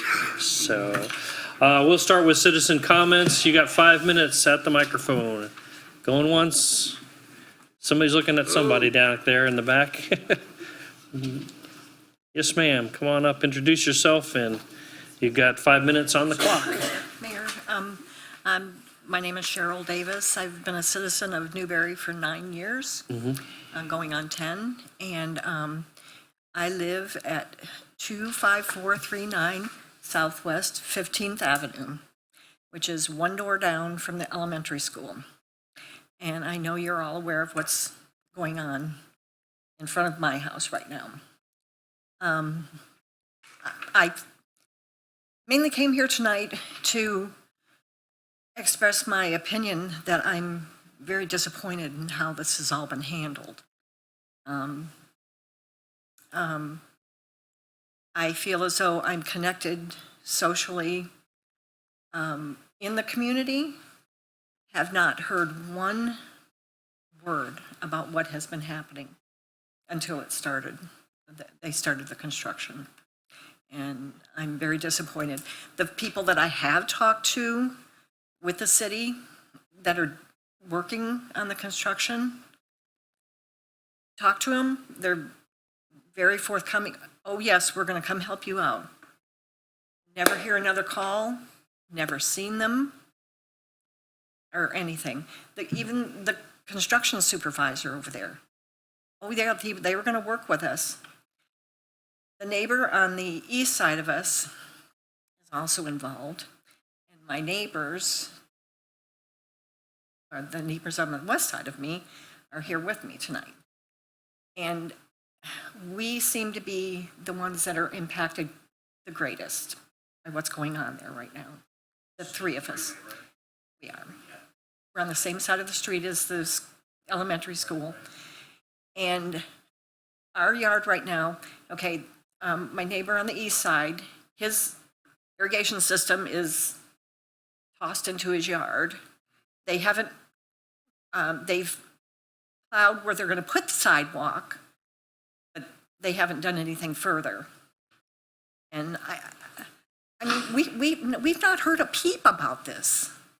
I mean, not a peep. It's really disheartening, very disheartening. And it's very upsetting.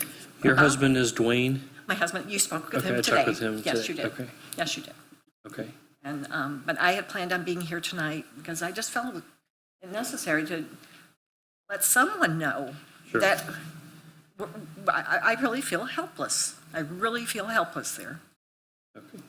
Well, your husband's got my phone number. Yes, sir. I will pass it along to our city manager and see if we can't do better by you throughout what we do have remaining in the process, if that's okay. Thank you. Yes, ma'am. And thank you for hearing me. Does some of your neighbors want to speak as well? Come- Contractor's got something. Sir, just state your name and Matthew Green. I live right next door to the elementary school. I feel like our house has been impacted the most. I contacted Mr. Green regarding, before they even poured the sidewalk, that they had already torn up our irrigation system.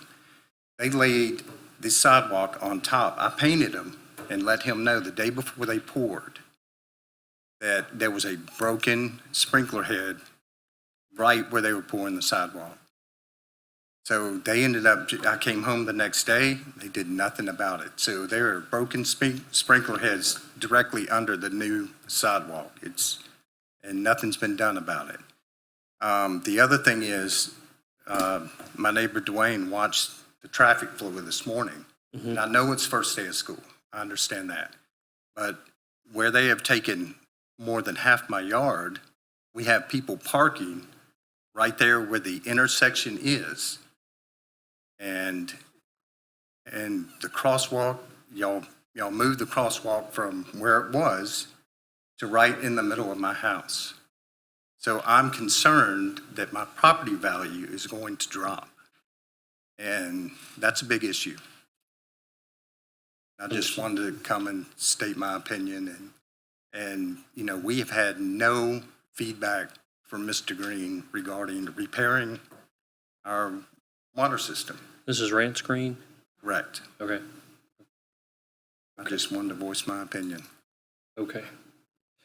Mr. Mayor, Thank you, sir. who's doing the concrete work, doing the sidewalks? I'm not sure if the contractor is doing it, Watson, or they have a sub handling that or not. I'm not sure. We can probably get some of that info. Well, I think from sitting at this standpoint, we hear you. It's the first I've heard of it. And the city manager's sitting right here, the director of utilities is sitting here, so we will get some feedback on this and see where we can do to help, or whatever Watson does, or whatever y'all gotta look at and make them, hold them accountable. We'll get it done. Ma'am, if you want to come back up, you can, and ma'am in the back, did you want to speak as well? Okay. Okay. Just a question. Now we've got, I'm coming back to the crosswalk. The microphone's still on? Yeah. It is, yes, sir. Okay. I'm just coming back to the crosswalk of why it was even moved. It wasn't a big issue where it was. I think it's a lot safer. And now you've got kids crossing 3 lanes of traffic instead of, and I know it's the project, but we also have people coming down to the center lane today at that stop sign and turning right in front of everybody else that's in the right lane. Gotcha. Mr. Mayor. That's a safety concern for the kids. For sure, for sure. The city manager is reaching for the microphone. You can come on up while he's speaking, ma'am. Mr. Mayor, the striping is going to be updated and corrected. So a lot of the striping that's there was there as temporary. There was a mad push to get the pavement down. That center lane is going to extend all the way down in front of the elementary school. So some of the crosswalks, I know that some of the turn lanes are going into people's or the turn arrows going into people's driveway. Those will be corrected. There's still a lot of work to be done. There was a mad push to try to make sure. I watched all the bets on social media, whether we were going to get a road open in time for school. I never lost faith in our ability to work with people to get the pavement down. We had some rain issues, but we will get the striping fixed up, and we'll address those issues as soon as we can. One of the things I noticed today with the kids going back to school, Yep. especially with the sidewalk not being done on the south side of 15th now. In front of your house, you're talking Yes, about, right? the- Okay, but yep, the yep. entire length of. Right, right. From the school to the railroad tracks. Yeah, And yep. so anyway, people are walking in the street. Right. That's an issue. I mean, that's a Understood. safety concern. I mean, Understood. it really is. I mean, people walking in the street, and there was something else that happened. I was coming, we never had a problem backing out when there was traffic there, never. Right. The people were always courteous Right. and let us out of our driveway and so on. But now, if there's not a stop sign in front of the school, they're going to make it, it looks like they're going to make it straight through. We don't know. I don't know. I drove but through there We won't 'cause be able to get out of our driveways. I saw after I talked with your husband, I drove that way before coming over here.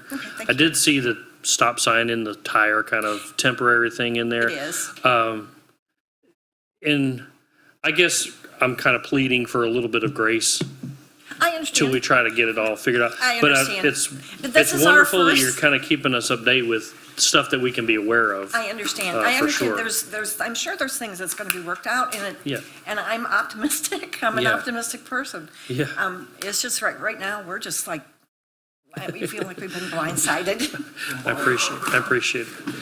Okay, any other public comment? Yeah. Miss Peggy, nothing tonight? Come on, Miss Peggy. All right, then we'll, Okay.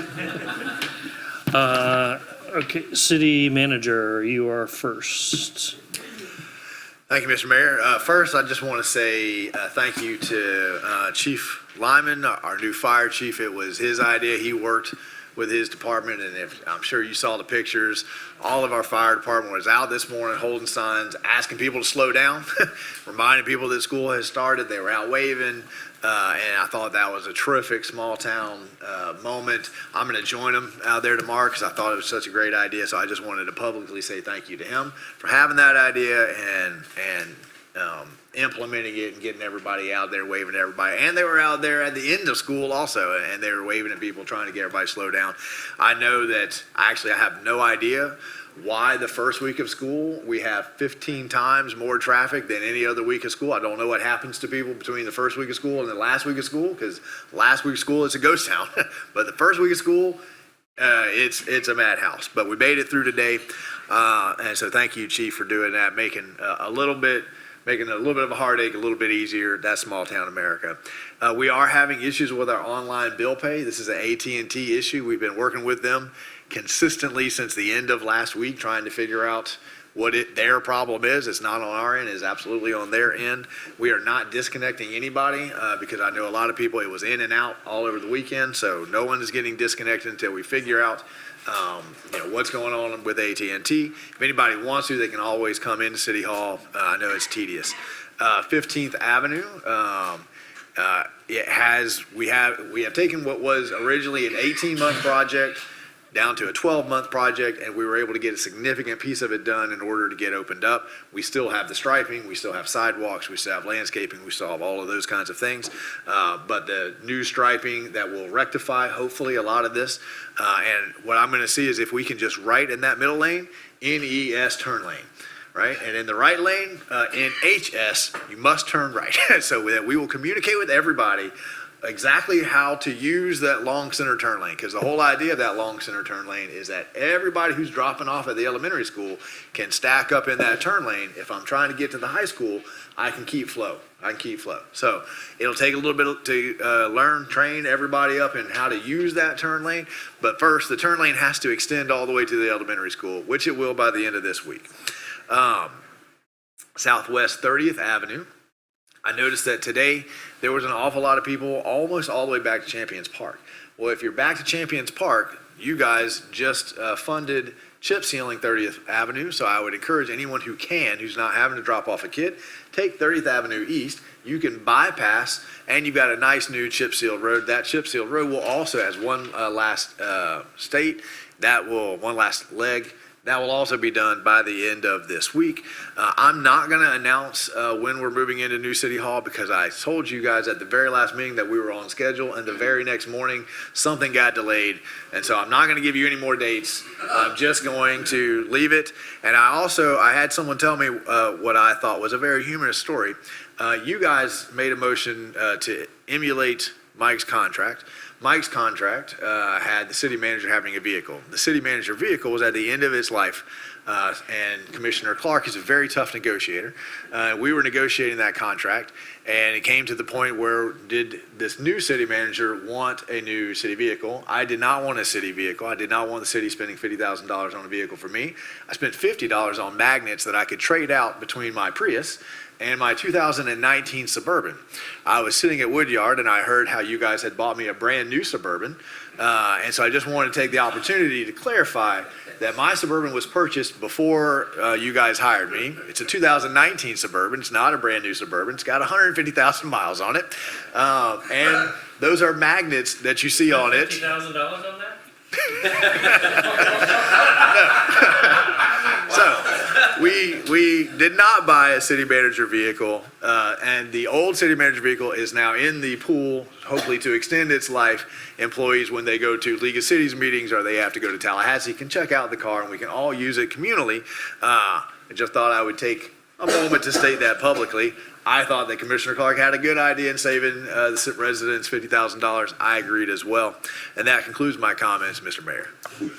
No comments. City Clerk, Madam Clerk? Yes, Mr. Mayor.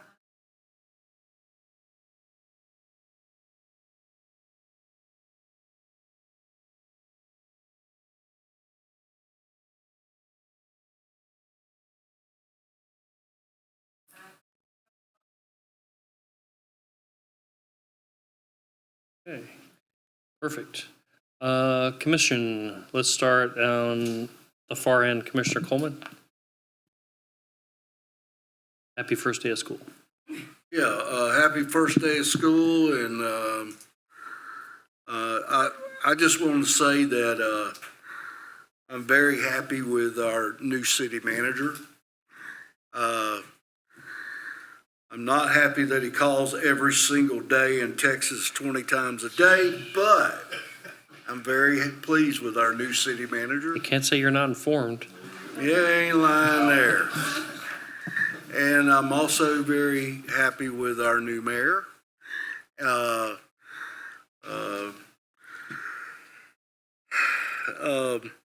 just hope that our new mayor would maybe try to avoid a little bit of the county stuff. That's all I'm saying.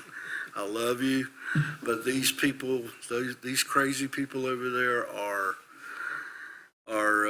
making it really tough on us. So and I also say, with all this Doge stuff, just let the process happen, and maybe let's just not talk about it and watch and hide and watch. That's all I have to say about that. Commissioner Clark.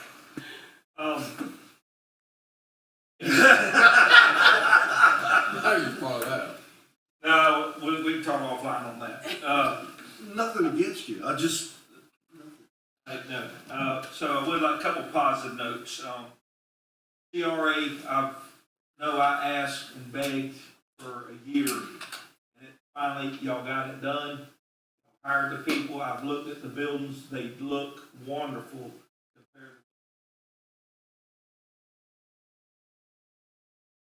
Getting these buildings pressure washed and all the plants out of them, and there's little things we have to do as we go forward. Getting that done, that's what that money's for. The downtown will look better as we spend it there. The second thing is not a good note. Today, and I hope people watching will spread this word. It's on Facebook. We found out by Facebook. But somebody had the audacity today, whether you're young, old, I don't care really who you are, to steal the flags from the Veterans Memorial. And I will say publicly that I think it's the most disgraceful thing to steal from that park or to deface that park. And there is state laws out there about tearing up monuments and defacing the Veterans Memorial. So I will tell you this, I'm personally gonna put $1,000 reward to anybody that will come to me or the sheriff's department to convict me, find them and convict them. I'll personally put my own money up, but I want to know who they are because this has got to stop.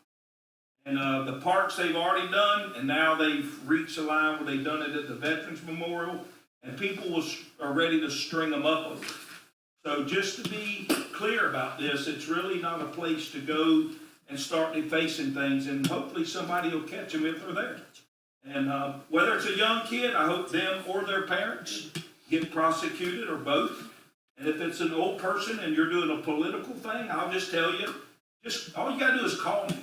If you're this person, just be man enough or woman enough to call me, and I'll be glad to meet them down there at the park and we can discuss it. This is a disgrace, and I hope it don't happen again in our city.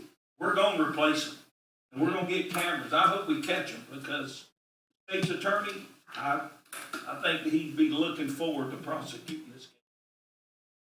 That's what I got to say about stealing the flags and tearing up the roads at the Veterans Memorial. Commissioner Farnsworth? I was at a local grocery store and I went to check out, and the guy asked me if I wanted paper or plastic. I told him, it doesn't matter, whatever he chooses. He told me he couldn't do that. I said, why not? He says, because baggers can't be choosers.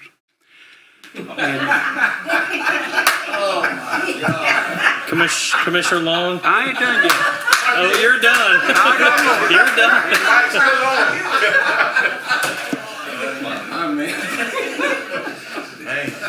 What? I got a little trivia that people don't know about Newberry. So, many years ago, Jimmy Buffett used to hang around Newberry quite a bit, and he would hang around, he had some friends over in the little subdivision where Lois Fort used to live. But he was over here quite frequently, and as a matter of fact, for a while, he dated the principal's daughter, Jim Prince's daughter. I can't remember her name, but it's just one of those little trivia things that people don't know. And I did get his autograph on the album for a girlfriend of mine at the time, but that didn't work out. She got the autograph album anyhow. And but I just thought it was kind of neat. People didn't know that. You didn't know that, did you, Long? Nah. See? You don't even know who Jimmy Buffett is. What you talking about? I'm not that young. I'm old enough to know who Jimmy Buffett is. I don't have much, but I think the Hoffmans and all you citizens, I hate you guys having to go through this. My goal is to always hold our ordinance and hold our code up in the citizens' eye, and we always gonna stand up for our citizens. And to you, people, ladies and gentlemen in the back on 15, we're gonna try to make sure we handle that for you guys. But other than that, I hate what happened to the Veterans Memorial. That's a beautiful place, and I hate for people to take advantage of opportunities to just do something negative. It's easy to do negative things, it's hard to do positive, and I hate for stuff like that to happen in our city. So, hope we can find them and prosecute them and take care of it, but I definitely hate it. So, other than that. Yes, I was driving down 15th Ave Southwest, and I put myself in that situation. Because in that situation, you don't realize what a right of way is, or what property is yours, which property is the city, and in your case, the communication level. And I just put myself in that situation. What if somebody came to my yard and started ripping up half of you? So I sympathize with you, and I do apologize. And like the mayor, like our commission said, it will be dealt with and handled in a proper manner. And Watson will be talked with, or whoever the proper communication levels will handle it. And Hoffman, we've had conversations, yes. So, and that whole group. So our commission will, and with the memorial, which I drive by that every day. That's a sad situation, and we will find them. There's no win. It's just a matter of when, but we will. Now, on a different note, I wanted to, with a lot of recognitions that's been going on in the city with our mayor and things that's been going on, I don't think the public really knows what all has been done with our mayor and with the staff that he has. So I wanted to highlight some things if you guys have some time. Yeah? All right, so he set policies for the planning department to eliminate confusion and miscommunication and reduce stress on our employees. And, you know, I've done some research with Reverend Arthur. He set a zero tolerance policy to the use of racial slurs against our employees. He created a roadmap to revitalize Champion Park and turn it to the source of pride for our community. He enforced city regulations to shut down a business, to Donald Long earlier, that was putting harmful chemicals in our environment. He prioritized staff goals to match the commission's priorities, thank you very much, like Seaboard Drive, 260th Street, the light plant building, MLK, which he's working on that right now. You guys, it's gonna be a project when it's done. He shifted our economic development focus to have a more equal balance between attracting new businesses and supporting existing businesses that we already have. And proposed a comprehensive look at our recreational offering from a citywide standpoint. Negotiated the clerk's contract, created a new economic advisory committee, and hosted the first meeting to begin the search for Newberry's next focus.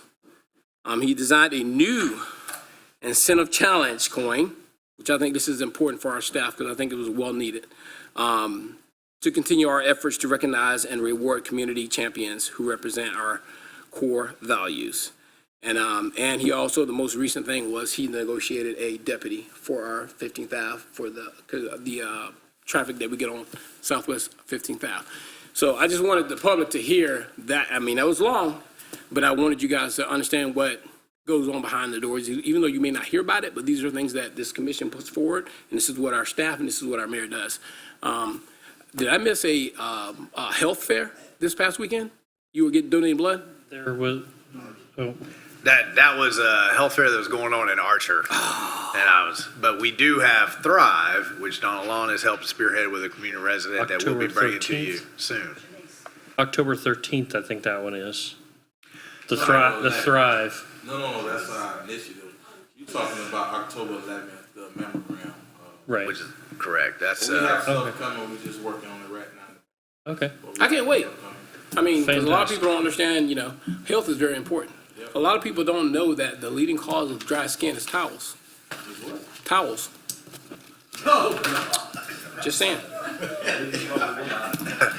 well, Mr. Mayor, despite that last joke, I do want to say thank you to Commissioner Mazon for his kind words. I appreciate it. I don't have anything to add, so at this time, we will adjourn and be back in 5 minutes for the CRA meeting.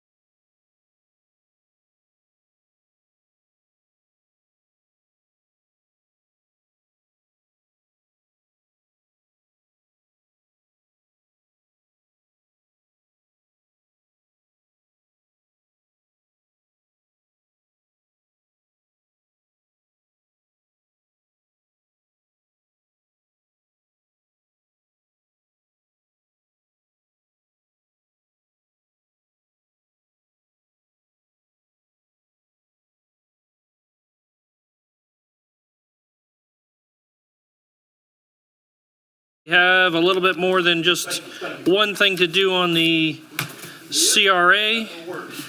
Got a couple of items on there, and we need a quorum. So looks like we have it. At this time, I'm going to request an approval of the agenda. Motion. Second. You got to be on the dais. On the dais. You were down on the floor. I can be on the dais. All right, motion by Commissioner Mazon, a second by Commissioner Long on the approval of the CRA agenda. Any discussion from the public on the motion on the floor? Any discussion from the dais? Seeing none, all those in favor signify by saying aye. Aye. Motion passes unanimous. We got a mural project presentation, Ms. Bakaitis? Yes. All right, you have the floor. Okay, thank you. So first, I kind of wanted to introduce. Microphone on? All right, can you hear me now? Yes, ma'am. So I wanted to reintroduce myself because I'm kind of taking over the role as CRA coordinator. So I'm from Illinois originally. I grew up in central Illinois in a little town, 2,000 people, called Lexington. After that, I went to college at Brigham Young University in Utah. And then I worked as a regional planner in rural Utah for a couple of years. And then my husband got into grad school at UF. So we came over, became Gators. And I worked for the city of Alachua for their community redevelopment agency for a couple of years. Worked for Gainesville's community redevelopment agency and their housing department for a couple of years. And now I find myself here. So thank you. All right, so I will begin this presentation. What? Newberry, yes. Out of all, no, actually, out of all three, I'm trying to get all the cities in the county. Well, if we're asking questions, do you still own that land in central Illinois? Oh, you want to go hunting on it? Is that why? No, my parents moved, but yeah, Oh. no, I know. All right, Okay. back to the business. Okay. Mural project update. All right, so it's been exciting to see the progress of the mural. It's dark now, so you can't see it, but you can see it. Yeah. I saw 2 teenagers out there this morning taking a photo in front of it, so that's really exciting. So I do need to go over where we got this money from. So we got $2,000 matching grant from the it's an art tag grant from Alachua County Board of County Commissioners, Florida Arts Council, National Endowment for the Arts, Visit Gainesville, Alachua County, Florida, and State of the Arts license plate tag sales. So the artist was Jesus Martinez with Visionary Fam as kind of his art group. The mural has gone through the Historic Architectural Review Board, the CRA Board, which is the commission, and these were Dallas's ideas, which I think were great. We've added a sidewalk, and we're going to be adding a bench after the mural is complete, and then kind of clean up, do some mulching and landscaping, just so that people have a seat. They can take a seat and take a selfie or take a picture of themselves, and it kind of also doubles as a tourist or a Newberry Pride type thing. Right, so actually that's a good idea. Yeah, we should do a little hashtag. This is the kind of it's been fun watching the progress in the mural. It's not complete. I was hoping I could have a complete photo for you guys tonight. But that's what it looked like this morning. All right, and this fulfills the Downtown 5-Year Action Plan. This is one of the first things we can check off that list for the Downtown Action Plan, which was to install like a selfie wall or some type of welcome to downtown Newberry wall. And then this also supports the CRA plan, which is basically to create a sense of place in our downtown. All right, thank you. Thank you. Yes. Yeah, good, really good. I saw it late today, and it looks coming together great. I like it. Okay, the next item is the consent agenda, and a request from the CRA board to approve the agenda, which is essentially the minutes from the last meeting. Okay, that's how it. All right, we have the motion from board member Long and a second from board member Clark. Any discussion on the board? Any discussion from the public on the motion on the floor? Seeing none, all those in favor signify by saying aye. Aye. Motion passes unanimous. Show the record, the minutes are approved. Agenda item number 3 is the commercial facade grant application for PAPS Personal Care PLLC. Ms. Bacardis, you have the floor. So we're excited. This is our first facade grant under the new program, and the owner is David Paps II, and he is opening a new business in town, which we're very excited about, Paps Personal Care. He's a physician's assistant. And so the recommended action is a little bit different from the staff report because the total dollar amount or request had changed with some new estimates that came in. And so the recommended action for today is to approve CRA commercial facade grant application for 75% of final expenses up to $9,093.95 for improvements to the building at 25050 West Newberry Road. And you can see it's kind of by the pawn shop. This is the old quick med. Yeah, yeah. You can see they've already started removing the signs. So. Oh, okay. He will bring the brick shop to the newspaper. That's what's up. Oh, okay. You know that much? Know that? Old post office? All right. So about the facade grant, I'm just going to go through this quickly because you all know the point is to revitalize the buildings in the CRA, improve the commercial areas, and increase patronage to the commercial CRA area. So to evaluate the applications, we had 3 things. In your agenda packets, there was a scoring sheet. There's 3 things we scored this application on. That was economic development, general commercial aesthetic and streetscape improvements, and historic preservation of commercial structures. So here's the current condition. The sign is now down on both signs. And this is the side of the building. You can see there's no landscaping. And then here you can see the paint is chipping from the railings. The paint is kind of faded on the overall facade. The parking lot is worn out, the striping's worn out, and the pole sign has the original business, so that does need to be changed. Same thing, the grass is looking patchy, the paint on this side of the wall is looking faded, and there's no landscaping. So this is the proposed improvement. Add some parking lot seal coating and painting. Repair and paint the handrail, because there's some spots where it's, I guess the metal is deteriorating. Pressure wash the concrete, paint the exterior dusky blue, update the signs, do some landscaping. The estimate total will be $12,125, and I took off the cents by accident. I think it was 27 cents, and so the max award will be $9,093.95. We'll put in your valuation. Okay. All right, so here's the sign, and this is going to replace the pole sign right there. And this is the landscaping improvements. This is the proposed landscaping improvements. These are the trees on the side of the building and some grasses. And this is what it would look total conceptually with the landscaping improvements. It's overhead. Yeah, looks really nice. It's crepe myrtles, I take it? Okay. Yeah. Okay. Yeah, you can talk. So there's, I'm David, by the way, David Paps. There's 2 crepe myrtles there in the back, kind of hidden. So we're going to be adding 3. There's going to be 10 of the little palms and then 14 of the little grassy bushes.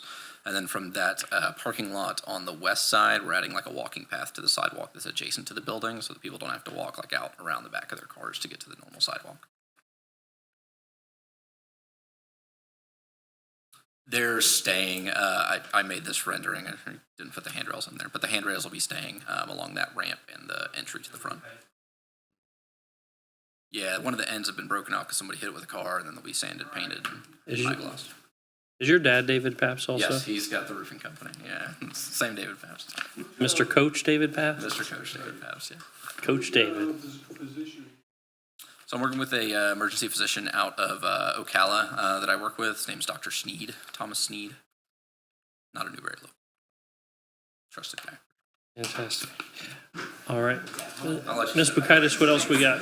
say if there's any more. Thank you. If you need a nurse, there's one right here. Hey, I hear he's good though. He is good. I heard he's.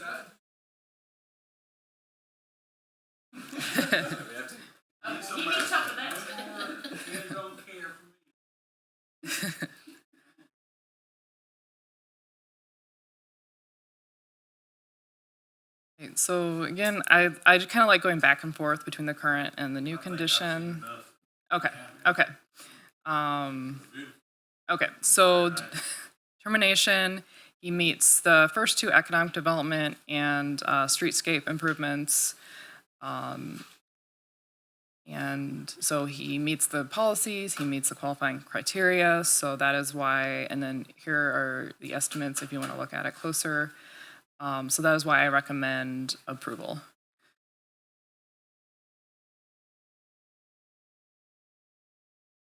Public.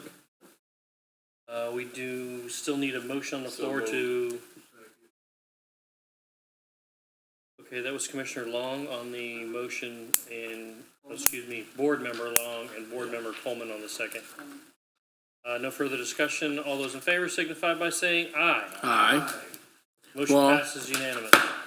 Well, I did want to make a comment, but Okay. I was trying to get in there, man. I was trying to get in there. No, you're good. Now, all I want to say was, I feel this is what Newberry likes. This is what Newberry wants. You got somebody that grew up here, his family's here, and he decided to have a business here. Let me give you all the history behind Mr. Paps. I won't have to say it because nobody probably knows. Few people know Newberry. But Dave Paps and I were roommates side by side in the Marine Corps for our first 4 years. So we served together in Hawaii. We deployed together. His father. And then Him? his father. His father. That's His what I- father. That's what I asked, yeah. So back then, not to get into all the details, there were some introductions. His grandmother came to Hawaii with my girlfriend at the time and his mother at the time, and there were some introductions, and 30, 40 years later, they're still together. So whenever they got married, so been awesome. And he's been a friend of mine ever since. So that's where Mr. Paps comes from. You'll do very.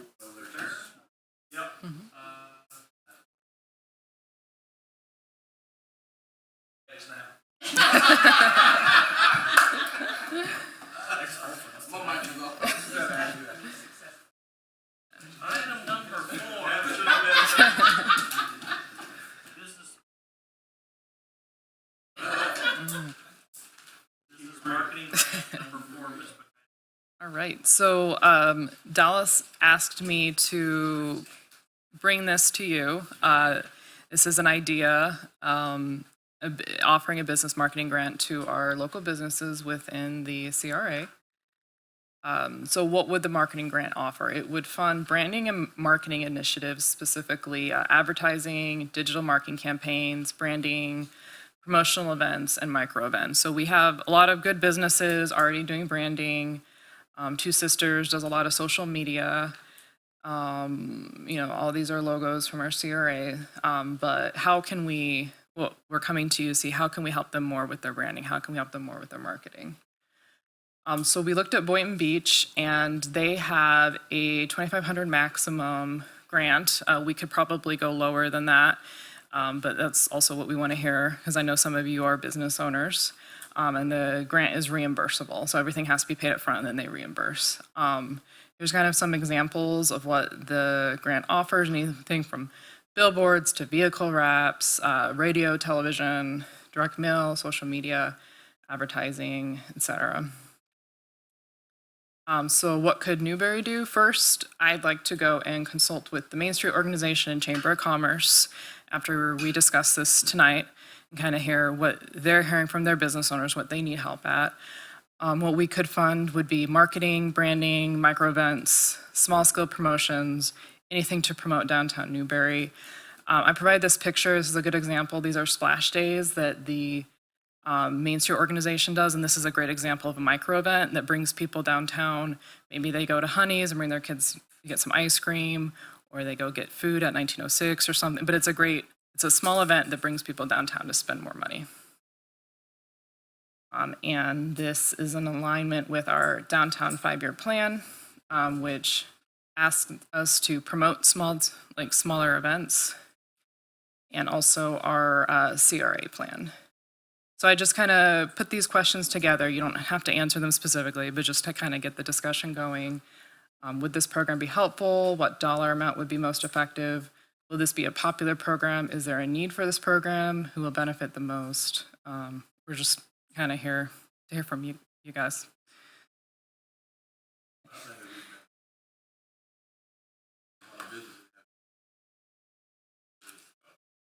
Until they drive by and see the people there. So I think in that way we can help market local businesses downtown more, and then, yeah, I'm with it. I like that it's a reimbursable. We're not paying the money up front I would say and advertising for them necessarily. Yeah. Theoretically. I'd like to hear what you have to say after you meet the, Okay. folks like that, and then even the owners maybe, and see where we can help. And truly what's in our account, able to help. I would rather, signs are here, but what we can do to help them, I'm all about it. So Do you want to send her to those meetings with a dollar amount? I would love to hear what you think we need and then discuss it. And then, 'cause we know we got a budget. Was your thinking the 2,500, or that was just spitball? That was just spitball. I was thinking more around like maybe start with 1,000 and see. And then, are we gonna be able to do all businesses every year, or are we gonna be able to do half the next, you know what I mean? How much money do we have, and what do they? It'd be a competitive process, so just like the facade grants, it's more first come, first serve. If you apply and you meet the criteria. You put a pot of money together. And it could be something when after Chelsea meets with the business owners and we bring back the actual policy, the board may consider that if you got it last year, you can't get it this year to keep it more fair. And you don't mind giving, that's what the money's for, to do other things, but, We've identified in your CRA budget, which we'll be discussing. power washing, railing, painting, facades are more along the line for me in the CRA more than the signs that they have. But I ain't against it, you know what I mean, I'm not against it, but. We've identified in your budget a bucket of money that is for grants, that we're spreading across facade grants. If the board likes the marketing grants, the residential. Love to see it. And Chelsea's been tasked with spending it all with our businesses. Mr. Chair. That's what we're here for, this stuff. Mr. Chair. I guess, Mr. The Manager. only thing I would add to that is that in my mind, this kills two birds with one stone. I think our economic development has primarily been focused on attracting new businesses. But most economic development studies show that your ROI is much higher when you support the existing businesses to keep them going and help them grow and expand and those kinds of things. So I think this is not only CRA bringing people downtown, it's also helping existing businesses. I think all of those questions that you guys just asked are excellent questions that can all be whatever you guys want the answer to be. I'll remind you that we went in on the facade grant kind of low and nobody bid on it because it just wasn't worth the headache. So, I think that whether it's 2,500 or not, it needs to be something that kind of makes it, there's an incentive to go after and go through the paperwork. And we want to incentivize these businesses to do things, to bring people to the downtown. I think if we don't do something to the downtown, then downtown struggles against these newer commercial developments that it's just a little bit easier for them. So I applaud Chelsea for bringing this up. I think it's a great idea. I think we can figure out all of those kinds of things. Well, she gave credit to Dallas, but we're Team Chelsea right here. So we're Team Chelsea. Chelsea's doing a great, and I heard she's got some land in some other state for y'all all go home. So Yeah, I just send Chelsea a lot of ideas and I say, please go make this happen. So I sent her like a 4 a.m. email with this and then said, get it on the agenda. So she did all the real work. Not to put you on the spot, but Mr. Paps, Do folks in your situation care about stuff like this? I would say yes. When we threw out 1,000, my mind kind of went, do I want to do all the work to get to that? Because yeah, $1,000 is $1,000, but there's a lot of headache associated. If it's just with turning that. in receipts, if it's just giving us receipts. I mean, if it can be that simple, if it doesn't have to be approved by the board each time. Like Oh, if, no, yeah, if it has definitely to. not, definitely not. Yeah. Okay. Yeah. So that would be much simpler. Commissioner Coleman, Board Member Coleman, excuse me. We're supposed to be a board here. CRA board. Are you going to get involved with the local high school? So that's one thing that just changed. FHSAA just added an EKG requirement to all high school sports physicals starting in school year 2026. And I think the county has to have somebody set up for each school that would be able to provide those for a certain amount. And so I can do those. I just haven't spoken to anybody at the board yet. But I haven't planned on being like in attendance at any games specifically for medical care or anything. That's what you were asking. I think the board member was asking So if you were this- going to like coach softball or something Oh, like that. Okay, so item number 4, the business marketing grant. There's slots for a motion in here, but this is sort of a head nod to me. You got the gist? Okay. All right, so number 4 is a residential paint program. You ready for that one too? Yes. All right, fire away. All right. So our city manager, Jordan Marlowe, suggested we add this one on. So I was over the residential paint program and I wrote it for the one for City of Gainesville. So I have a little bit of knowledge on how to run a paint program and what pros and cons. So the goals of the program would be maintenance, renovation, historic preservation, benefits of paint, mold prevention, protection from moisture, sun, and just general appearance. So I kind of took a survey of the CRA using Google Maps, and there's a lot of houses that do need quite a bit of work. Here's some photos. The paint is faded on this one. This one you can see this is a historic home. I think this one's a historic home too. This one is too. The paint's chipping, paint's faded on this one. This is a abandoned home, but it still shows a good example of there are a lot of abandoned homes in the CRA.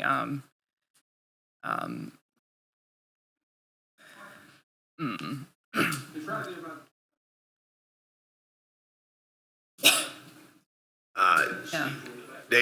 I don't believe that Mount Zura owns the structure, but I have asked Greta to look in to find out who owns it so we can reach out to them and discuss whether or not this is an attractive nuisance. I think that's an open question that I've asked Greta to weigh in on. Here's another one with paint faded. Another Are all one. these houses you're showing in the CRA? Yeah.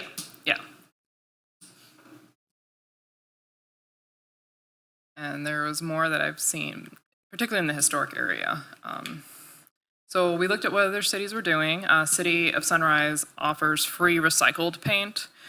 Labor is done by the homeowner. Hollandale Beach is labor. The city actually hires a contractor and sends the contractor out, and that's the way we did it in Gainesville. That's good because more people participate in the program, but it can be quite time intensive for staff to have to go and inspect each home, and so that's something to take into consideration.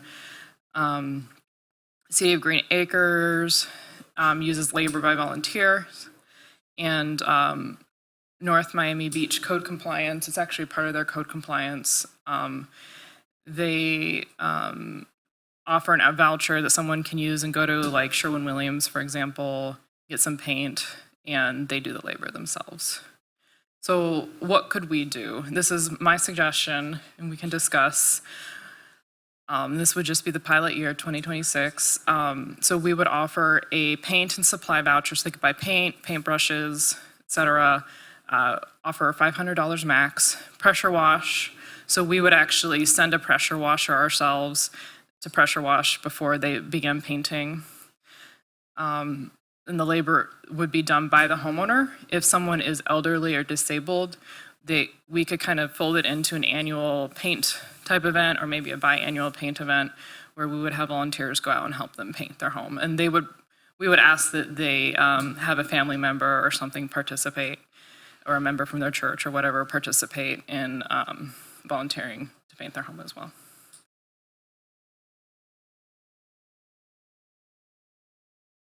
For the whole program? Bella? I think it's an open question.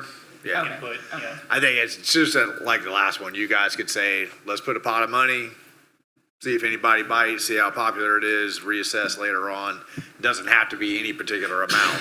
I think what the CRA is trying to do is create some vibrant program options that people can take advantage of, and then we could come back to you guys a year later from now and say, man, we've got 50 people on a waiting list for this. We need to put more money in that. We've offered this program for a year and nobody's bid on it, you know. So I think that's kind of, is this a program like that you would like to offer to try to help beautify the town, beautify the CRA district? Yeah, we're looking for your general. That 500, 250 would be too low. Okay. I'm not sure what supplies you buy with that amount. My question, Okay. is that Dallas doing physical labor? Yeah. Yep, sure is. The, Volunteer too, wasn't even getting paid. But that's just my suggestion. That was Okay. that was the Okay. one time. I do want to clarify. That was the first and last time. okay, so we can, So yeah, those staff suggestions probably too low for right there. okay, we can definitely increase that amount. Yeah, when I worked for Gainesville, we had a voucher program before we hired contractors, and program was not used. People didn't want to paint the houses themselves, but I thought we try it maybe smaller in Newberry, see if people in Newberry are wanting to paint their own house I'm sure if we're themselves. paying for it and we're doing it, there'll be plenty of reception. Well, if we have our own contractor, yeah, versus Mr. homeowner Chair. labor. But there's got to be buy-in from the property owner, I think, to satisfy this board. But city manager? I see this program as, you know, we work, if the property owner comes to us, we work with the property owner's church, neighbors. It's kind of a small town. We all come because for $750, even $1,000, you're not buying a house, you know. Barn raising. Paying somebody, right? So that's how I see it is there's some buy-in from all hands on deck, and we're trying to clean it up. I think you can get the community buy-in to go help, do it, but yeah, the homeowner's got to have some skin in the game somewhere.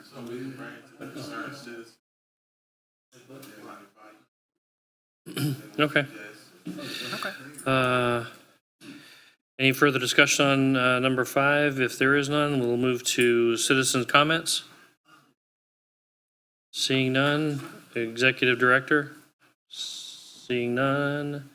CRA attorney? Seeing none. CRA board? Seeing none.